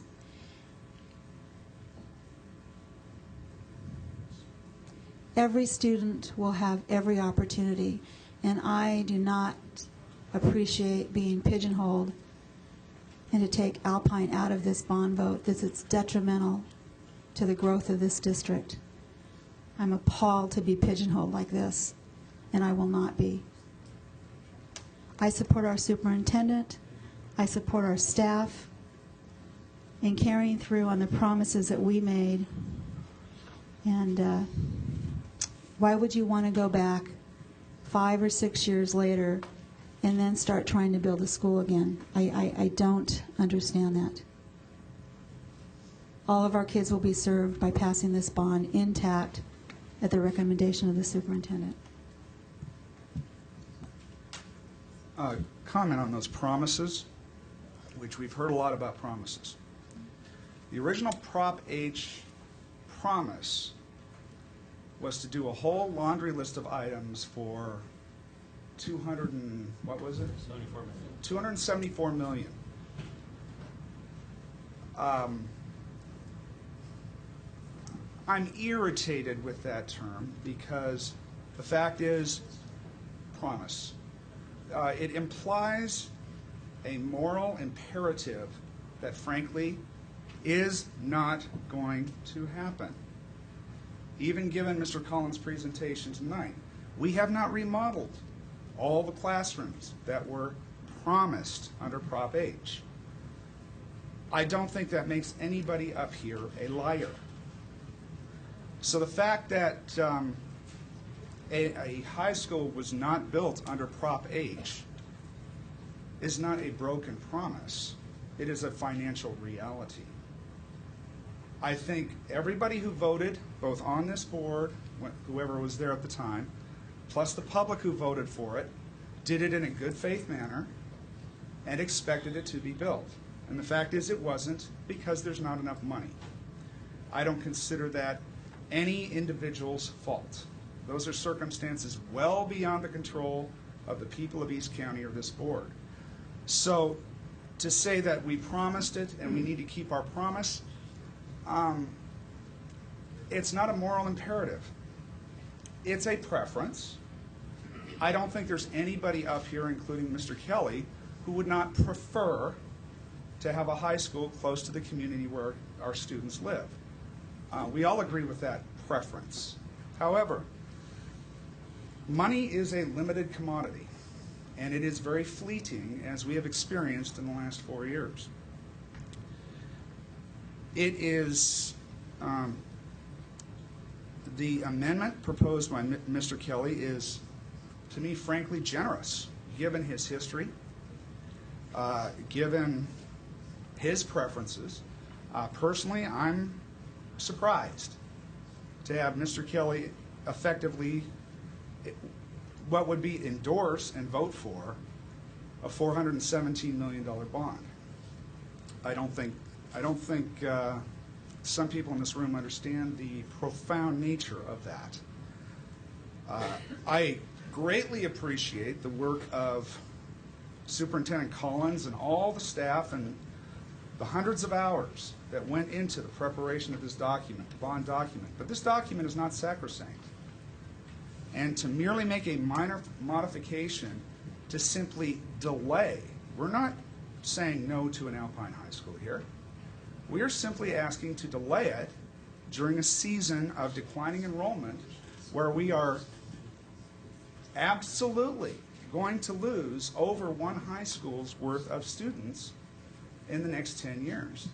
And it is a waste of taxpayer money to build a high school when enrollment is, without a doubt, going to decline significantly over the next 10 years. One other comment, and I will let this go. To the board members who say they want to see a bond pass in November, you say you don't want to pit one facet of the community against the other. I would say to you that this doesn't do that. May I finish, please? Public comment is over. This doesn't, and by the way, you do not want to irritate me right now. Please, could we have order, please? Oh, gosh. Let's exercise a little political sophistication on this issue. I would conclude that a 5-1 endorsement not only sells better, 5-0 vote. Yeah, a 5-0 vote not only gives unified board endorsement of all the projects, but politically will pay great dividends in the conservative community that we live in. My sense of it, having talked to many of these people myself, is if hypothetically you were to pass this with a 4-1, you have just given a soapbox to every conservative in the district who wants to run against the bond. Whereas, if you can get a 5-0 vote, I think a lot of those people would be much more reticent to go on the attack against this thing. So, my suggestion to you is, if you really want the bond, do what you need to do to close ranks and get your 5-0 vote. Do you really want to lose this bond in November over the authorization to build a high school that is not needed? Well, you're entitled to your opinion, Mr. Shields. This bond, I do not believe, would have any chance of passing if we were to pass a bond or put a bond like this on the ballot. Why not? Because we would not have the support of the community of Alpine. Which represents what percentage of voters? If you look at the ballot last time, it was enough to bring it down below 55. But No, that's neither here nor there. No, it is the issue. You just made a statement. There was nobody. There was no opposition to the bond last time. If you take one community out of this bond and start pitting community against community, the negative publicity from that will cause this bond to fail. And I've spoken my opinion. You're entitled to yours. I don't think we really needed to discuss that anymore. I'd suggest it's in your best interest to continue discussion for this reason. I understand, believe me, that there will be many people in this room greatly disappointed, include certain board members. if this amendment is adopted. However, when the dust settles and emotions subside in 2 or 3 days, they will recognize that this is their high school. And if it is rejected, there is no high school, nor do their students get the benefit of all the other improvements included in this bond.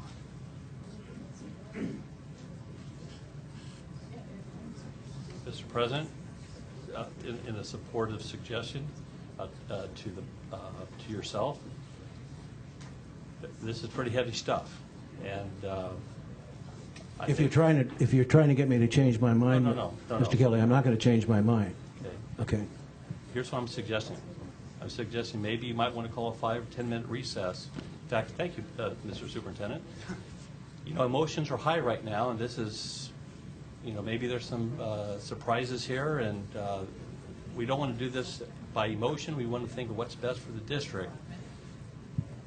It might be good to just take a little break, and then we come back. Does the board support a 10-minute recess? Hereby call a 10-minute recess.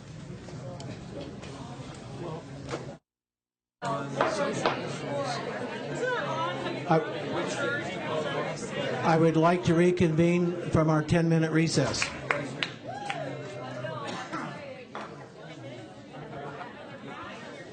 We will now go ahead and continue the discussion. And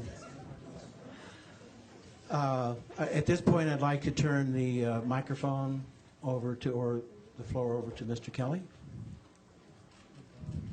Good evening.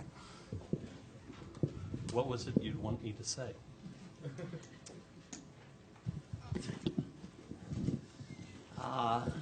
What we need to do at this point, and I apologize to the audience, sometimes difficult decisions take a little bit of time. And as I said before, I think this board wants to do the very best it can for the schools in East County. And so consequently, we've been meeting quite a bit, and we want to take a look at the amendment that's before us now and make some changes to that amendment for the board to consider. If I may. I would like to suggest a change of the amendment to be worded as follows. After district-wide enrollment at the existing comprehensive high school sites, including the 2 current charter schools, exceeds 22,500 students,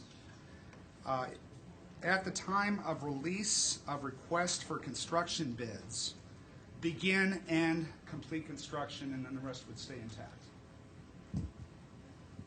Is that an acceptable amendment? First of all, we have at least one board member who wasn't sure what you said. Could you please explain that? I didn't know what Well, that meant. accept the amendment, then we can discuss it. I'll accept that amendment.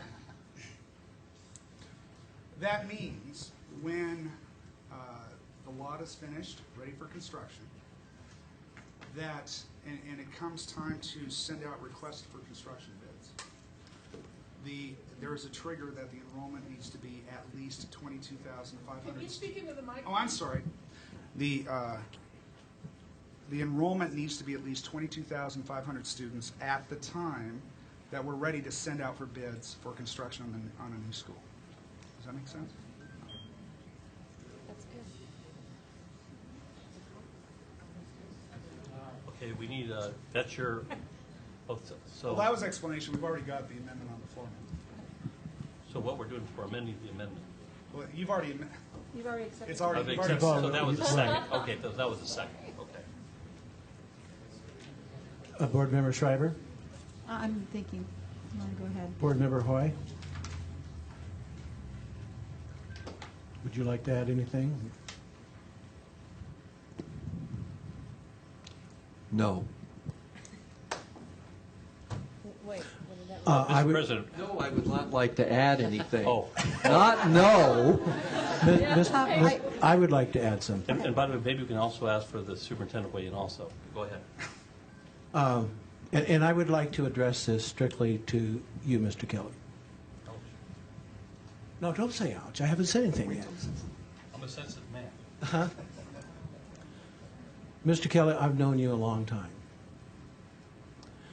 And you've known me a long time. In fact, you were the person who recruited me to this board.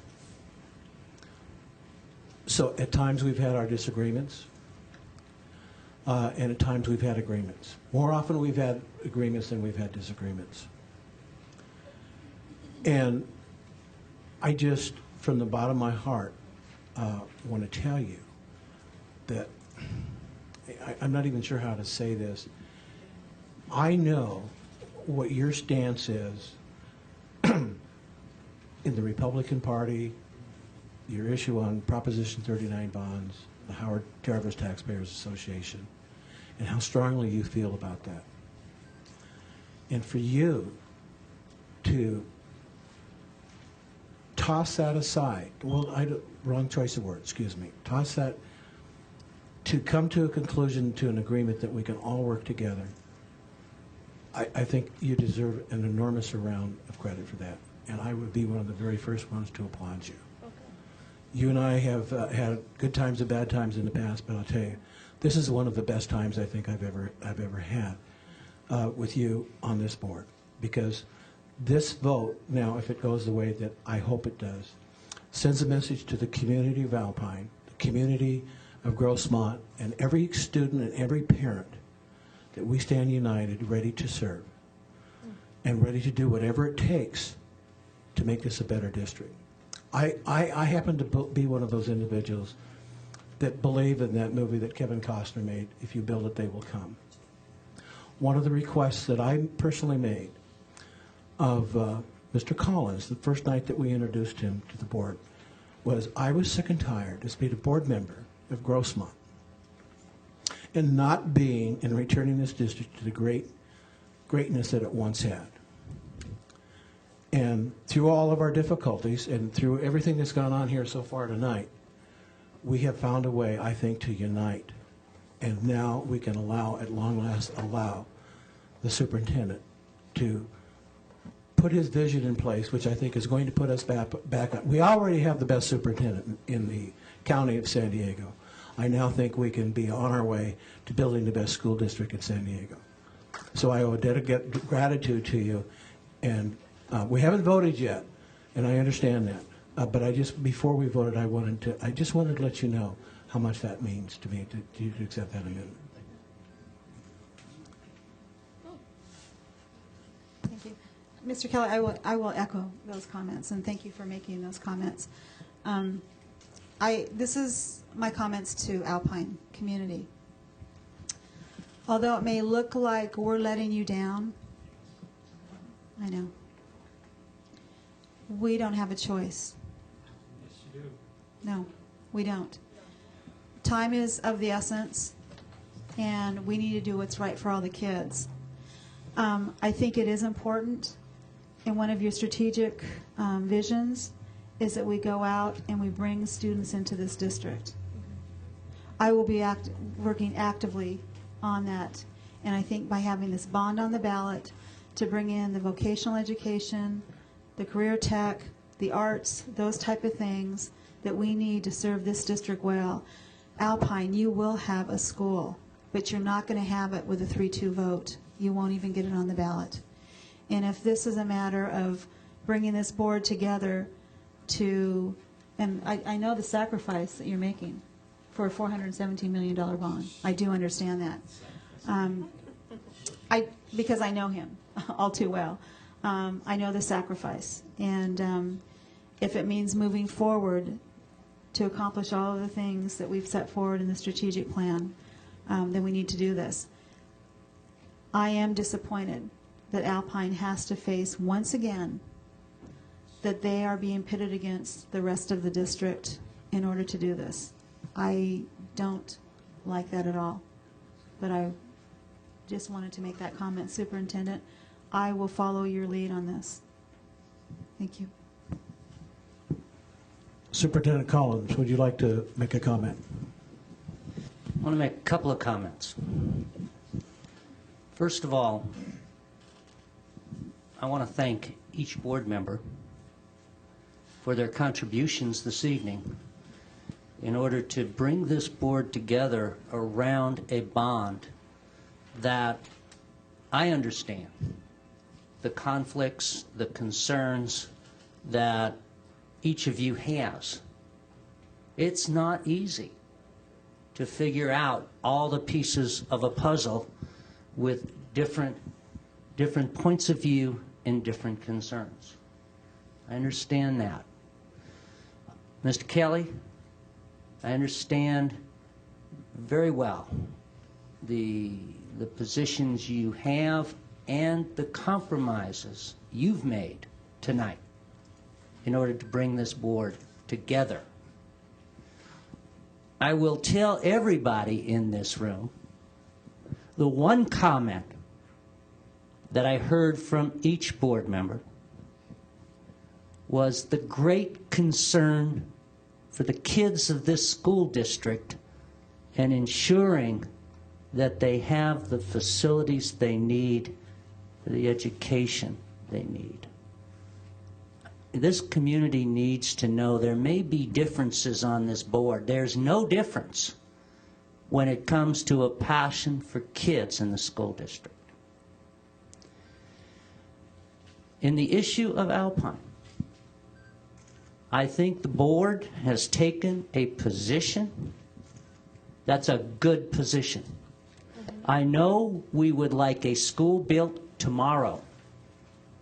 And I have come into this board and I've come into these communities and I've heard the issues and the concerns. I've also heard the issue and the concern about enrollment. That's a real one for people. And I believe the board has taken a prudent position in saying, when we're ready to build, we should be at 22,500 kids in the school district. And if, in fact, the demographic reports to the contrary that I hear, we will be at 22,500. But I think the voters of East County want to know that, in fact, the dollars that are going into a school, the enrollment will support it. And I think that's a fair position for a Board of Education to take. So, board members, that's all I'm going to say tonight. I've said too much already, but it's been a very long time. But I will tell you, the decision you're going to make tonight will affect the quality of these schools in East County and Alpine for the next 50 years. I do have one more question to the superintendent staff. Putting this forward, I think that we need to know, will we be reviewing the balancing of our students at the schools at this point in time also? That in fact that there will be a relief in overcrowding, there will be the removal of portables, because that's the whole idea of this bond, is not to have portables. And I think you're going to see the need for an Alpine Easterly High School sooner than we think. And in my discussions with board members tonight, that's what everyone says. No one is opposed to building an Alpine High School tomorrow if the enrollment will justify that. Absolutely. But I think also at the same time we want to be sure that the enrollment justifies that. And I think that's fair.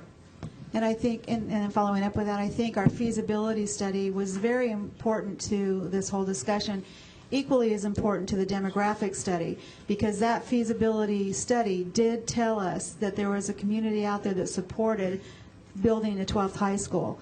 So it doesn't behoove us to go back on that. It behooves us to really market it, what the trigger is, what our intentions are, and to move forward. Okay? Thank you.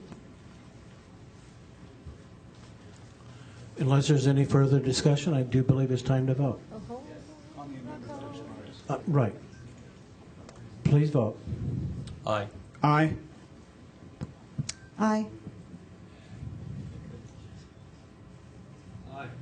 Aye. I Aye. thought we were going to use these. Oh, we can use those now? We can use those. I think we ought to use We these. don't need to use them now, that we've just taken a voice Well, vote. that- Motion passes 5-0.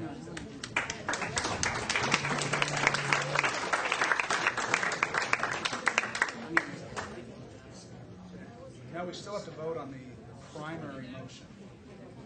The original motion was to pass the bond. To put the bond on the ballot. Right. Okay, motion to approve? Well, that motion's already on. Okay, then I can have one quick question. Does this change our bond language? Yes, that one amendment changes. Okay.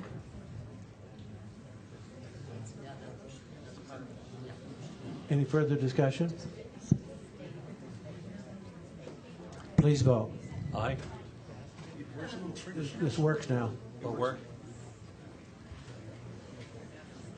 I know how you made it work. You changed Jim's with mine. Hey, Richard and Larry still need to vote how I did. Oh, wait a minute. I got mine turned upside down. Okay, there we go.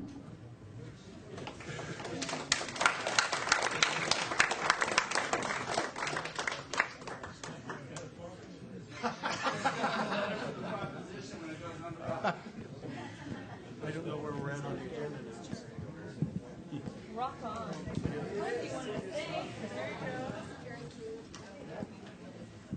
Okay, we have several items that go along with the bond.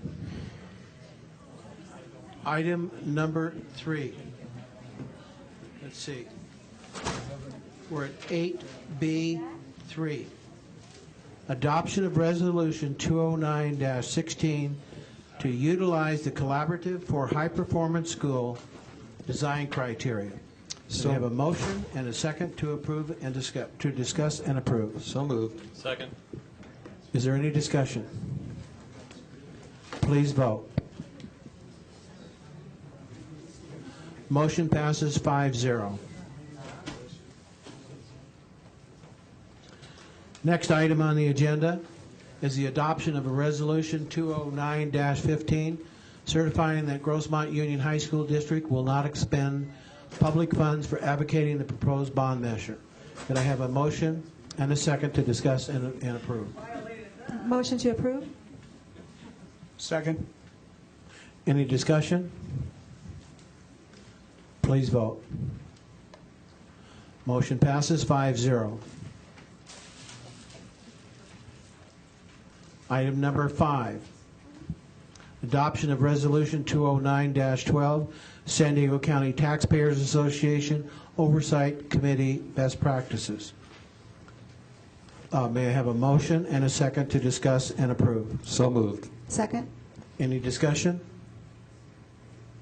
Please vote. Item number 6. Oh, I'm sorry, motion passed 5-0. Item number 6, adoption of Resolution 209-14, identifying Grossmont Union High School District's compliance with California Education Code, Section 51225.3, graduation requirements for science. May I have a motion to a motion and a second to discuss and approve? Motion to, oh, sorry. Second? Is there any discussion? I had a question on this one, Dr. Lewis or Scott. This is something we've been wanting to bring forward to the board for a very long time, a third year in science. No, did I miss this? I guess I did. This is to ensure that we meet the minimum 2-year requirement, and we are, Never mind. When are we bringing our 3-year? after all the facilities are built, then we've got to do cart before the horse in this one. Okay. Well, that's what they did last time when they built the original science labs, right? If I may, this establishes us and qualifies us for potential reimbursement from the state on mandated cost. When they implemented in 1987 the requirement that at least 2 years of science be in place as a condition of graduation, this now certifies that we've been doing it all along. We just have been doing it without the benefit of the facilities. we're building those facilities under Proposition H and any potential follow-on bond, and this would potentially reimburse us for some of that cost. Thank you. Any more discussion? Please vote. Motion passes 5-0.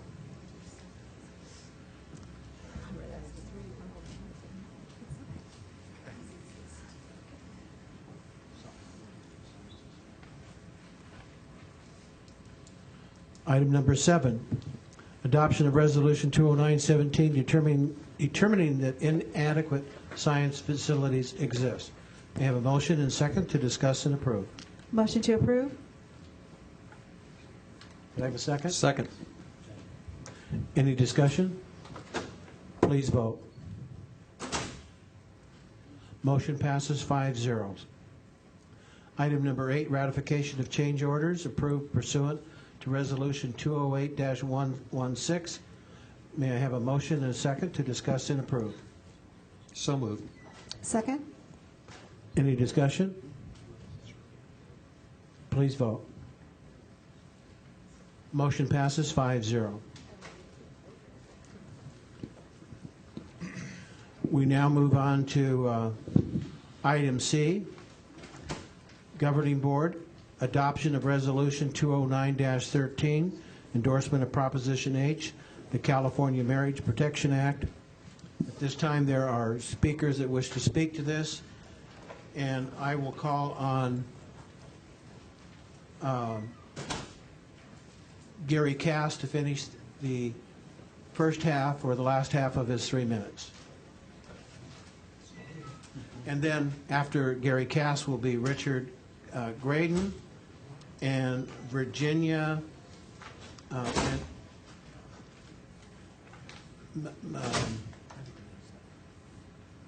Menezes, I think. Menezes. Victoria Menezes. Menezes? I apologize for mispronouncing your name. Do I get board member minutes or do I get normal minutes? Board member recess minutes? Yeah, that's what I'm wondering. 90 seconds. Did we go longer than a 10 minute? Yeah, just a little bit. Okay. First of all, I want to thank the board for having the leadership to put this on the agenda. As far as I know, this is the first district to take a position on this, frankly. This is to undo a wrong. This board, when I was on it, voted to oppose Proposition 22, and interestingly enough, none of those board members are left on the board. I think this is a good issue. It's the right issue. It is about kids. It's about sending a signal to kids. It's about not putting a stumbling block in front of them, for those of you who are familiar with your scriptures. We need to send a message of what's right for kids, what's good for kids. I would expect all of you to vote and all of you to do the right thing to let the community know where you stand on this issue and what you support. And I know that Prop 22 was overwhelmingly supported in this district. This is not a risky political move. It's the right thing to do. It's showing the kind of leadership that you were elected to show, and I hope we can get a 5-0 vote in this regard. Thank you.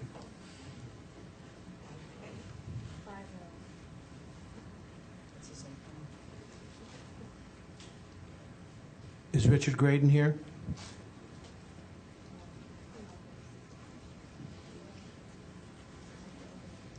Good evening, board members. As I said, I was a teacher in El Centro and San Diego 35 years. I have seen many boards, and I've come to understand how some boards vote.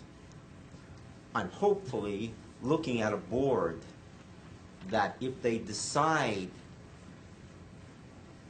that they will vote on something that is good for the district, not for their own personal needs, ideas, or religious aspects. Remember, we need to allow the students to know what is right. And the thing is, what we have done in many cases is the wrong things. And in other districts, we have, if certain things are put down by the state or the federal government, if the parents don't wish their students to know about it, they can sign and have their students taken out. I do not wish the board here in my East County area to be put on record saying that they're for Proposition 8. If it's in your own personal thing, that's fine. You can do it, like others who will do the opposite way. But this is not something that the school board should do. We're here to educate, not to do religiosity in the worst way.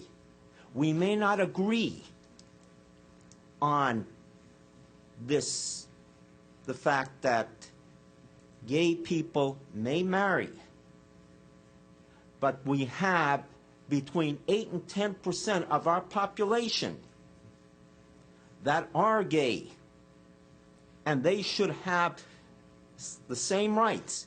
And we have within the district a lot of students that are gay or looking towards that way, and you're not setting things right by coming down on that side.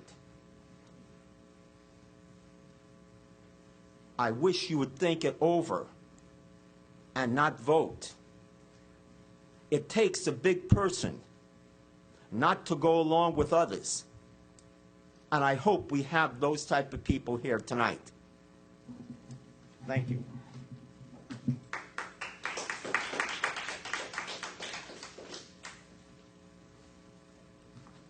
Good evening. My name is Victoria, and I am an alumni of Granite Hills, a parent and former member of the Race-Human Relations Task Force. Being picked on turns years of learning into years of torment. When teasing doesn't stop, it becomes torment.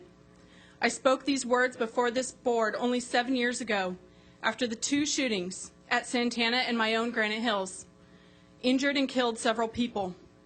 I spoke these words before this board because I wanted to bring about change to empower kids to stand up for themselves and others.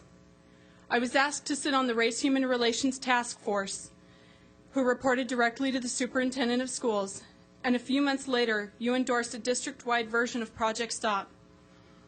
I fear now that what I once stood here for and had the support of everyone about will be undone by the suggested outcome of your votes on Resolution 2009-13 tonight.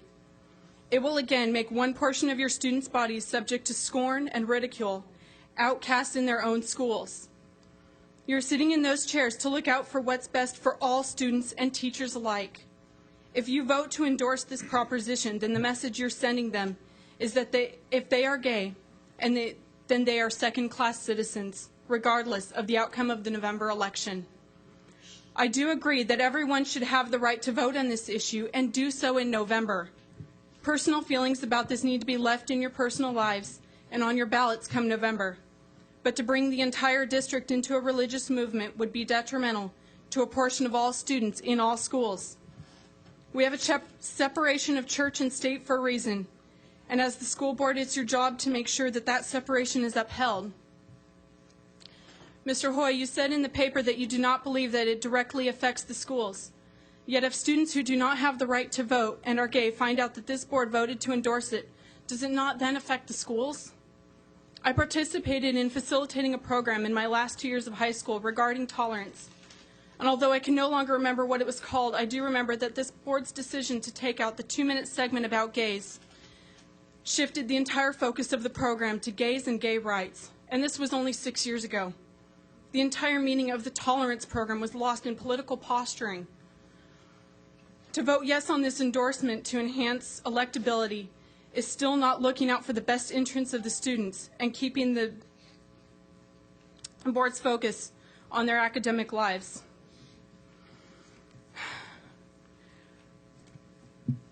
I believe that every child has the right to succeed.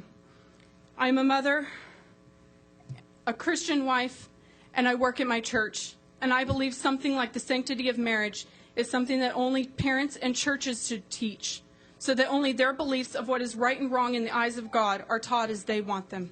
Thank you.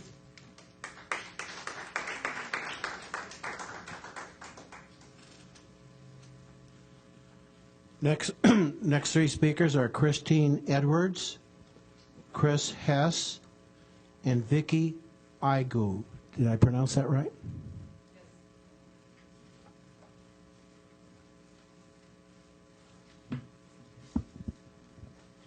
Good evening, and thank you for allowing me to speak tonight. I'm here not to debate whether Proposition 8 is right or wrong, should be passed or shouldn't be passed. I'm here to let you know and to strongly urge you to not adopt this resolution, because this is not the business of a school board.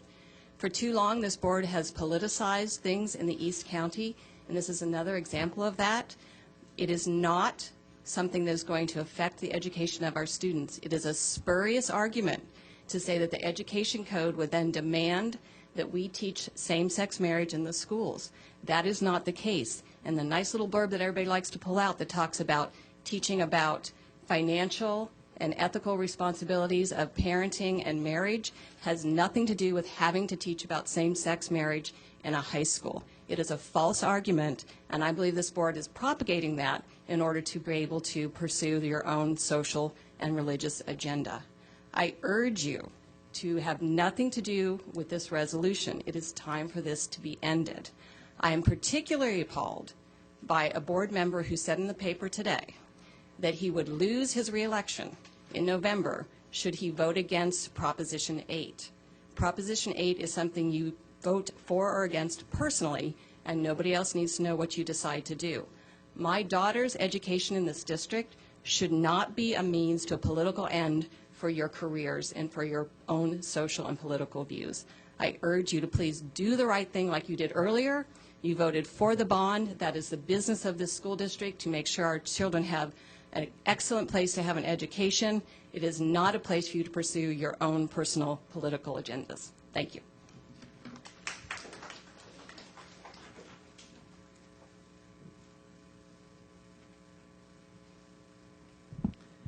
Hello, my name is Chris. I'm here tonight because of what I read in the newspaper today. You all should be ashamed of yourselves for announcing that the Grossmont High School District will be the first public school board to endorse this initiative as if it is something to be proud of, a badge of honor. You are doing nothing more than publicly announcing your bigotry and intolerance of families that are different than yours. You are all an embarrassment, not only to yourselves, but as board members. You state that this reflects the will of the East County voters. You do not speak for the people of East County on the issues relating to marriage. How dare you even make such a comment? You speak from nothing more than intolerance, ignorance, and fear. Mr. Kelly, you introduced this resolution because you felt it was an urgency to bring it on. What urgency, Mr. Kelly? An urgency to continue your bigotry, intolerance, and discrimination against families that are different than you? I believe each and every one of you have forgotten a few things. You were not elected to this board to further your own personal righteous agendas. You stood up at the beginning of this meeting tonight and did this Pledge of Allegiance. What about the last 5 words? Liberty and justice for all. You were elected to this board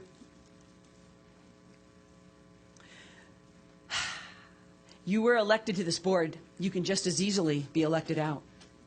You have the right to your own opinions and beliefs. You do not have the right to further those beliefs in your elected capacity. This issue has nothing to do with the education of my child, other than the blatantly assuring her that her family is different and therefore does not deserve those same rights. Homosexuality is not a choice, like some of you might believe. Bigotry, intolerance, and discrimination is. I would like to quote Nelson Mandela. When we lose the right to be different, we lose the privilege to be free. I won't give up my right to be who I am. And I would like for all of you to turn around and read what that says behind you, your vision statement.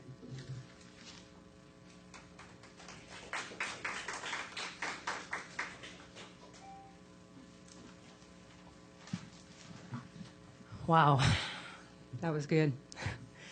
My name's Vicki, and I have a big question here. You know, with the board wanting to endorse this proposition, it sure seems more like a personal issue more so than an educational issue. I've read the board policies. I've gone over them, and I'm trying to figure out where you find it to be your duty to endorse such a proposition. I can't find it anywhere. For those of you that aren't familiar with what our board is supposed to do for us, is they're supposed to provide community leadership on educational issues and an advocate on behalf of students and public education at the local, state, and federal levels. With that said, I find it absolutely alarming that we have 4 board members whom are taking their own very own conservative, religious right biases with them to discriminate against the children and families in their governing district.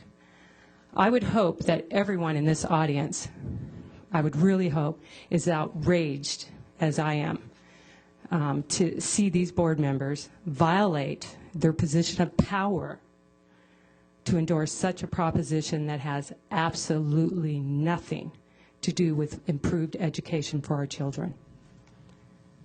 Everyone here should be very concerned that this is even on the agenda.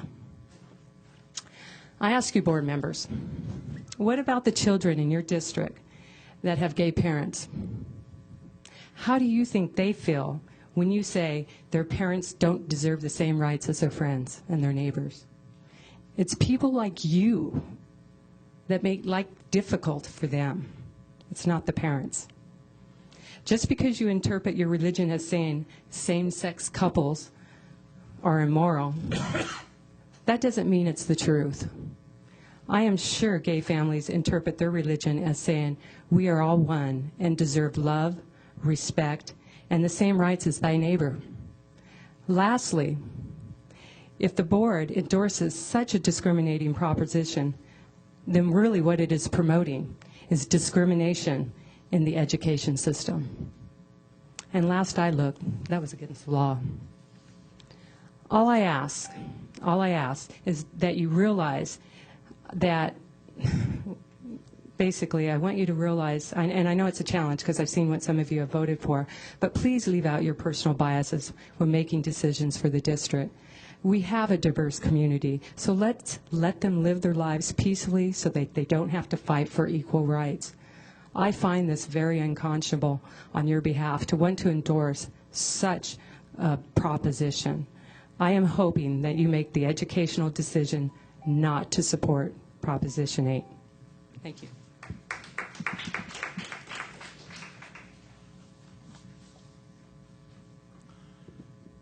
The next 3 speakers are Tori Aigu, Jane Andrews, and Bonnie Alexander.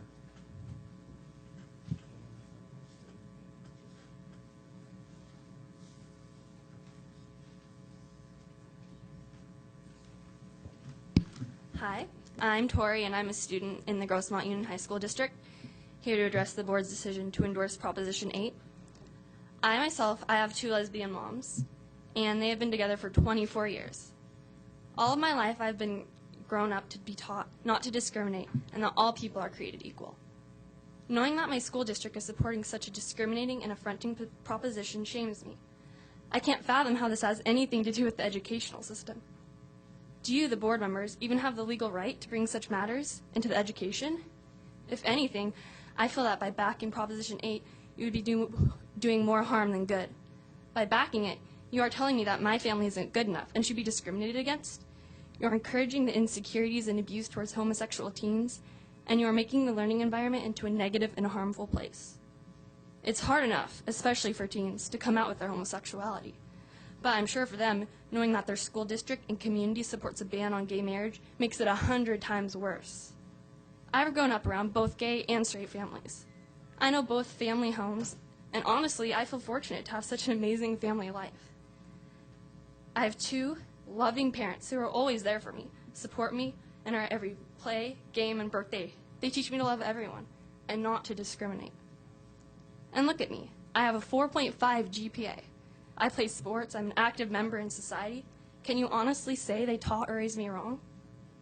I ask you, board members, please put your own personal views on gay marriage aside and out of the educational system, and to think about who you would be hurting. You can't let your own biased religious views affect something as precious as education. Remember, we are all different. Different colors, different sexes, different religions, but we're all human. I ask you to remember that, and to remember that we all deserve the same chances. Thank you.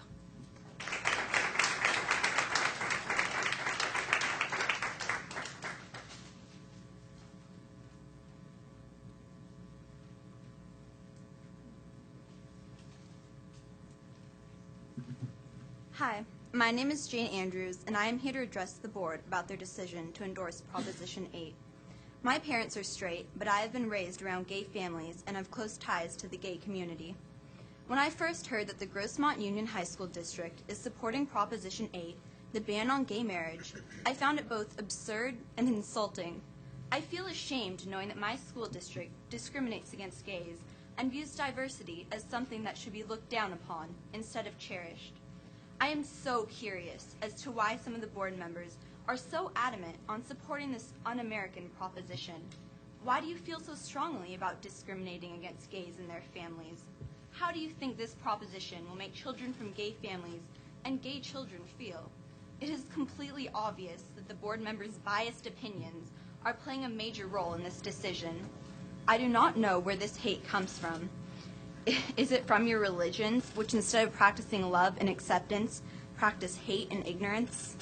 If so, you're rejecting the law of separation of church and state, and therefore failing at doing the jobs you were given as members of the board. Other than your own personal insecurities about gays, how are they in any way a threat to our community? I can answer that. In no way. Although you may fear that gays are tarnishing your false family values, it is you that are destroying the values that children should embrace. It is you, board members, who are teaching kids to hate by telling them that gays are a threat to their education. You are, in fact, the threat to our education. Shame on you. So where does the hate stop?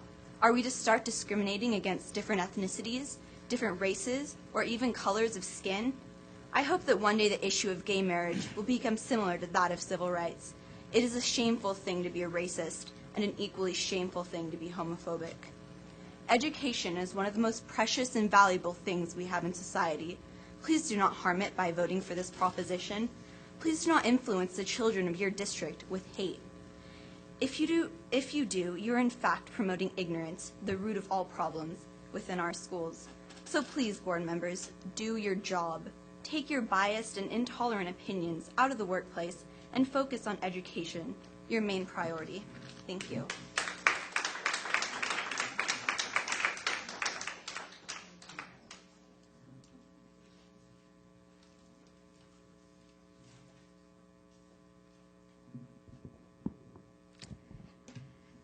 My name is Bonnie Alexander, and I'm going to be a senior at Grossmont in a few weeks. And to the school board, I have a lot of respect for the work you do, and I appreciate the lengths that you've gone to make our lives better and our schools better. And trust me, I have never had a more ideal of respect than tonight when I watched you guys figure out this bond issue. And I know that must be difficult. I cannot help but be offended and appalled at your latest consideration regarding Prop 8. To be frank, I find it short of detestable that the school board has even begun to consider endorsing the same-sex marriage ban in California. This has little to do with what I would consider to be your jurisdiction, and the idea reeks of an educational institution being used as an instrument for political lobbying. This board seeks to utilize the power entrusted them by students, faculty, and the general populace of the area to push a conservative agenda in the name of morally protecting students. This is hardly something that the school board needs to concern itself with, particularly with the morality involved being so questionable. In the future, I would ask Mr. Jim Kelly to leave the agenda at home and involve himself in matters solely directed to the well-being of the students of the district, something that this school board has proven they can do countless times. I think the real problem with this issue can be summed up by looking at Mr. Larry Erdahl's quote in the Union Tribune this morning, in which he declared that to not support this in East County is to end your life in politics. While that is an interesting observation on his part, it reveals the focus on politics and not the well-being of the students that the school board is currently displaying. The jury is still out for the nation as to whether homosexual marriage is moral or immoral. I ask the trustees of the school board to reserve any judgment on the matter for the time being. Thank you.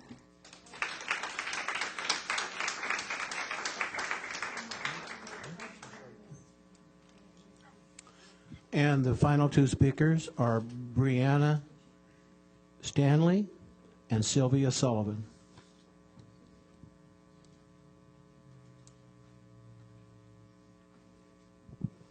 First of all, throughout my entire school career, including my 3 years at Grossmont High School, I have never once been taught about marriage, let alone same-sex marriage. Proposition 8 will not change this because, frankly, it has nothing to do with education. To argue that a kindergartner will be taught about same-sex marriage if Proposition 8 is passed is an extreme and highly unlikely stretch. Once again, Proposition 8 and same-sex marriage in general have no correlation to education in any manner. Secondly, the board's moral standing is irrelevant in this debate as well. School is a place to educate children and allow them to make their own decisions regarding their beliefs and morals. By pushing your own moral beliefs onto the children of this district, you are denying them their right to independently form their own belief system. Lastly, the board's political career should not be placed before their obligation to the education system. As board members, you have a duty to the students of this district, and this motion will in no way affect any of us. Frankly, this motion has nothing to do with the students whatsoever, and therefore supporting Prop 8 is a breach of your jurisdiction, as well as unacceptable and unprofessional. Also, by choosing to take a stance on this issue, the board will be misleading the public to believe that same-sex marriage is an educational issue, which once again, it is not. To take a stance on the subject for your own personal benefit would be abusing your title as a board member of the Grossmont Union High School District. In conclusion, Proposition 8 and gay marriage in total have no relation whatsoever to the education system. Therefore, this resolution is entirely unwarranted. Thank you.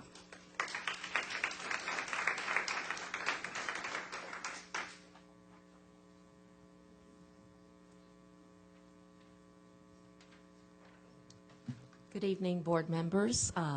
After the bond issue, I'm sure that this resolution should be a no-brainer and a piece of cake.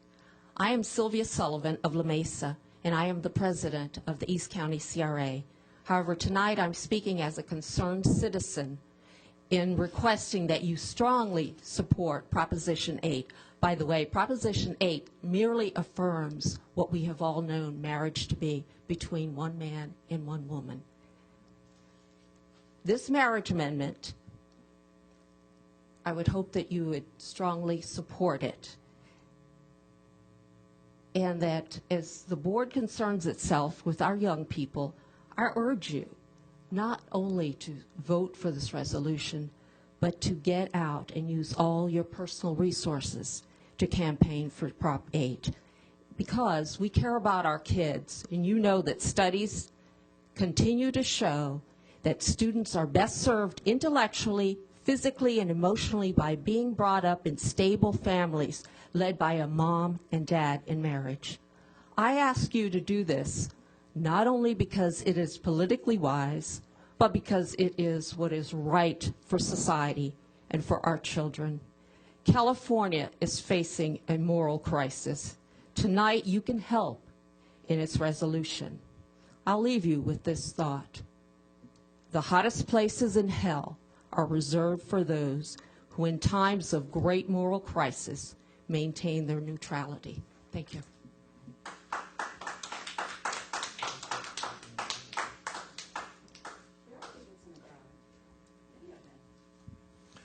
That concludes our public comment session. At this point, we need a motion and second to approve and discuss. Motion Or discuss and approve. Motion to approve. Second. Is there any discussion? Yes.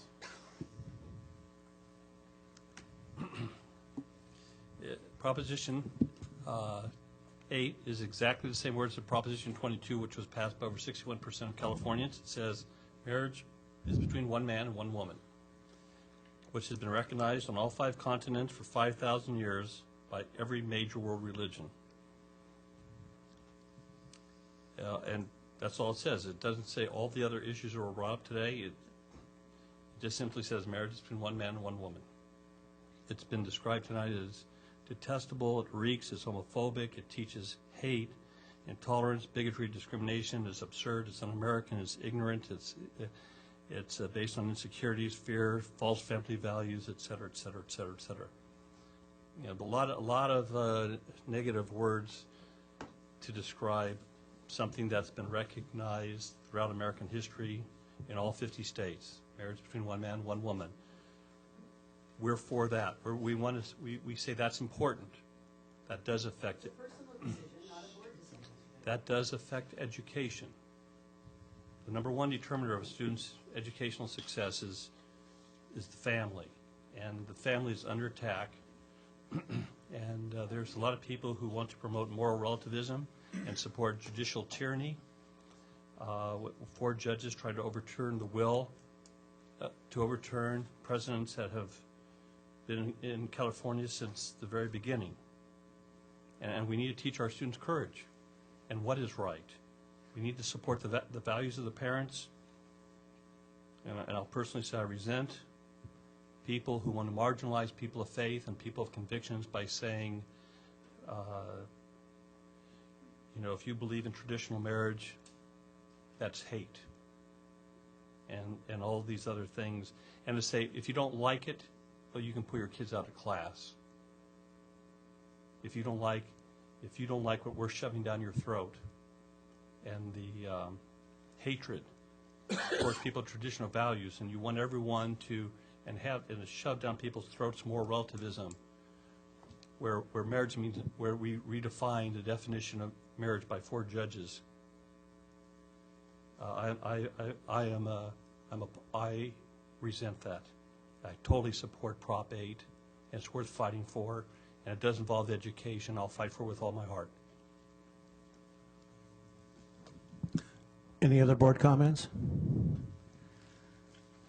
I think it should be pointed out here that all that Prop 8 does is codify what has been in place in law and in tradition for several thousand years. Prop 8 does not address the terms that have been brought up here tonight. I don't see the word gay, homosexual, anything else in Prop 8. All it does is codify what the people of California have already once voted on, but 4 judges decided they didn't agree with. I know several people have gotten up and said that it is a breach of jurisdiction and detestable that a school board would even consider such a thing, and many are offended by that.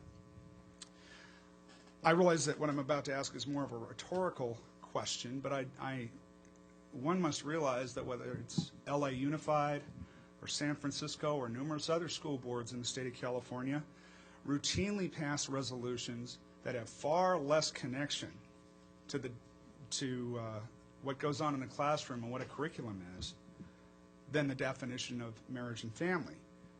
It is routinely passed in other school boards in the state of California such issues as get out of Iraq by a certain date, or go green, and make sure that, you know, promoting the idea of different sources of energy and everything else under the sun. My only rhetorical question to those that passionately think that this is not our jurisdiction, I wonder why nobody in this group shows up to these other school board meetings and other places. I never hear any kind of protest from these people when they're voting on getting out of Iraq. It seems to be only when we're dealing with an issue that is in place for thousands of years, has been voted on once by the voters of California, and all we are doing is encouraging the voters to again stand up, exercise their rights, and do the right thing.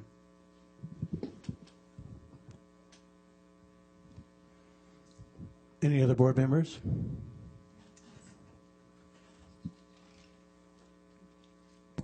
I remember when I first got involved with Grossmont, and we talk about the jurisdiction of the board to take a position on an issue, a social issue, a legislative issue. There's a lot of things that come out of Sacramento that this board has had to deal with that does affect our students and the relationship that we have to education and how we educate our students on some of the certain requirements that are starting to become mandated requirements from the state of, from the legislators in Sacramento. We took a resolution position on SB 777. And I remember when, way back when in Grossmont in 2000 or 1999, when a student from, who's our Human Race and Relations? I believe it was you that were on. I was on that committee for a while, and I remember the board at that time worked with one of the students from Grossmont High School to bring that to the board. It made it very politicized. Yes. I'm sorry, Granite Hills. And it was very politicized. And the board took an issue on that. I took a position on that. Am I correct? Because it directly affected the schools and the students. Putting sexual orientation into multicultural curriculum does not. Well, that's what they voted on. That's what they brought to the district. They brought, no. Wait. They brought two issues. They brought including sexual orientation into multicultural curriculum, STEC curriculum, and they also brought the discrimination policy. That's the two votes that they took. That was political at that time as well. Are you telling us that we as a board do not have a right to uphold those things that we believe in, such as protecting marriage? It is not about discrimination. You're protected by the discrimination policies in the state of California. You have laws and and this district. Thank you. And there's many rights for homosexual couples. Our concern is the redefining of marriage. That's all this is about. So I don't want anybody to say this is about discrimination, bigotry, or any of that.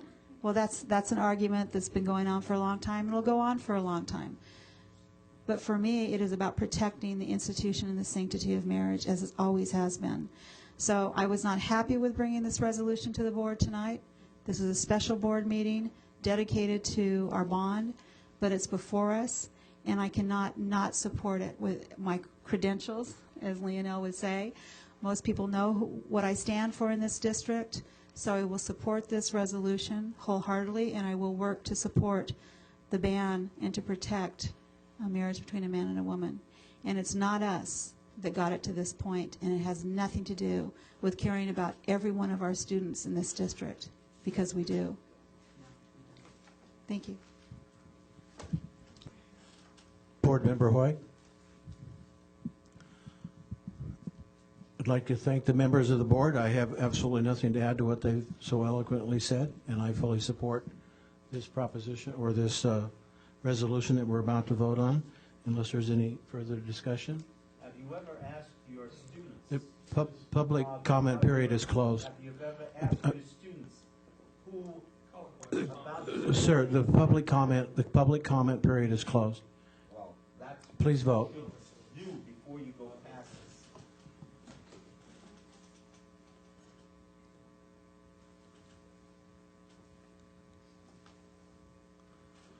Motion passes 4-0 with one abstention.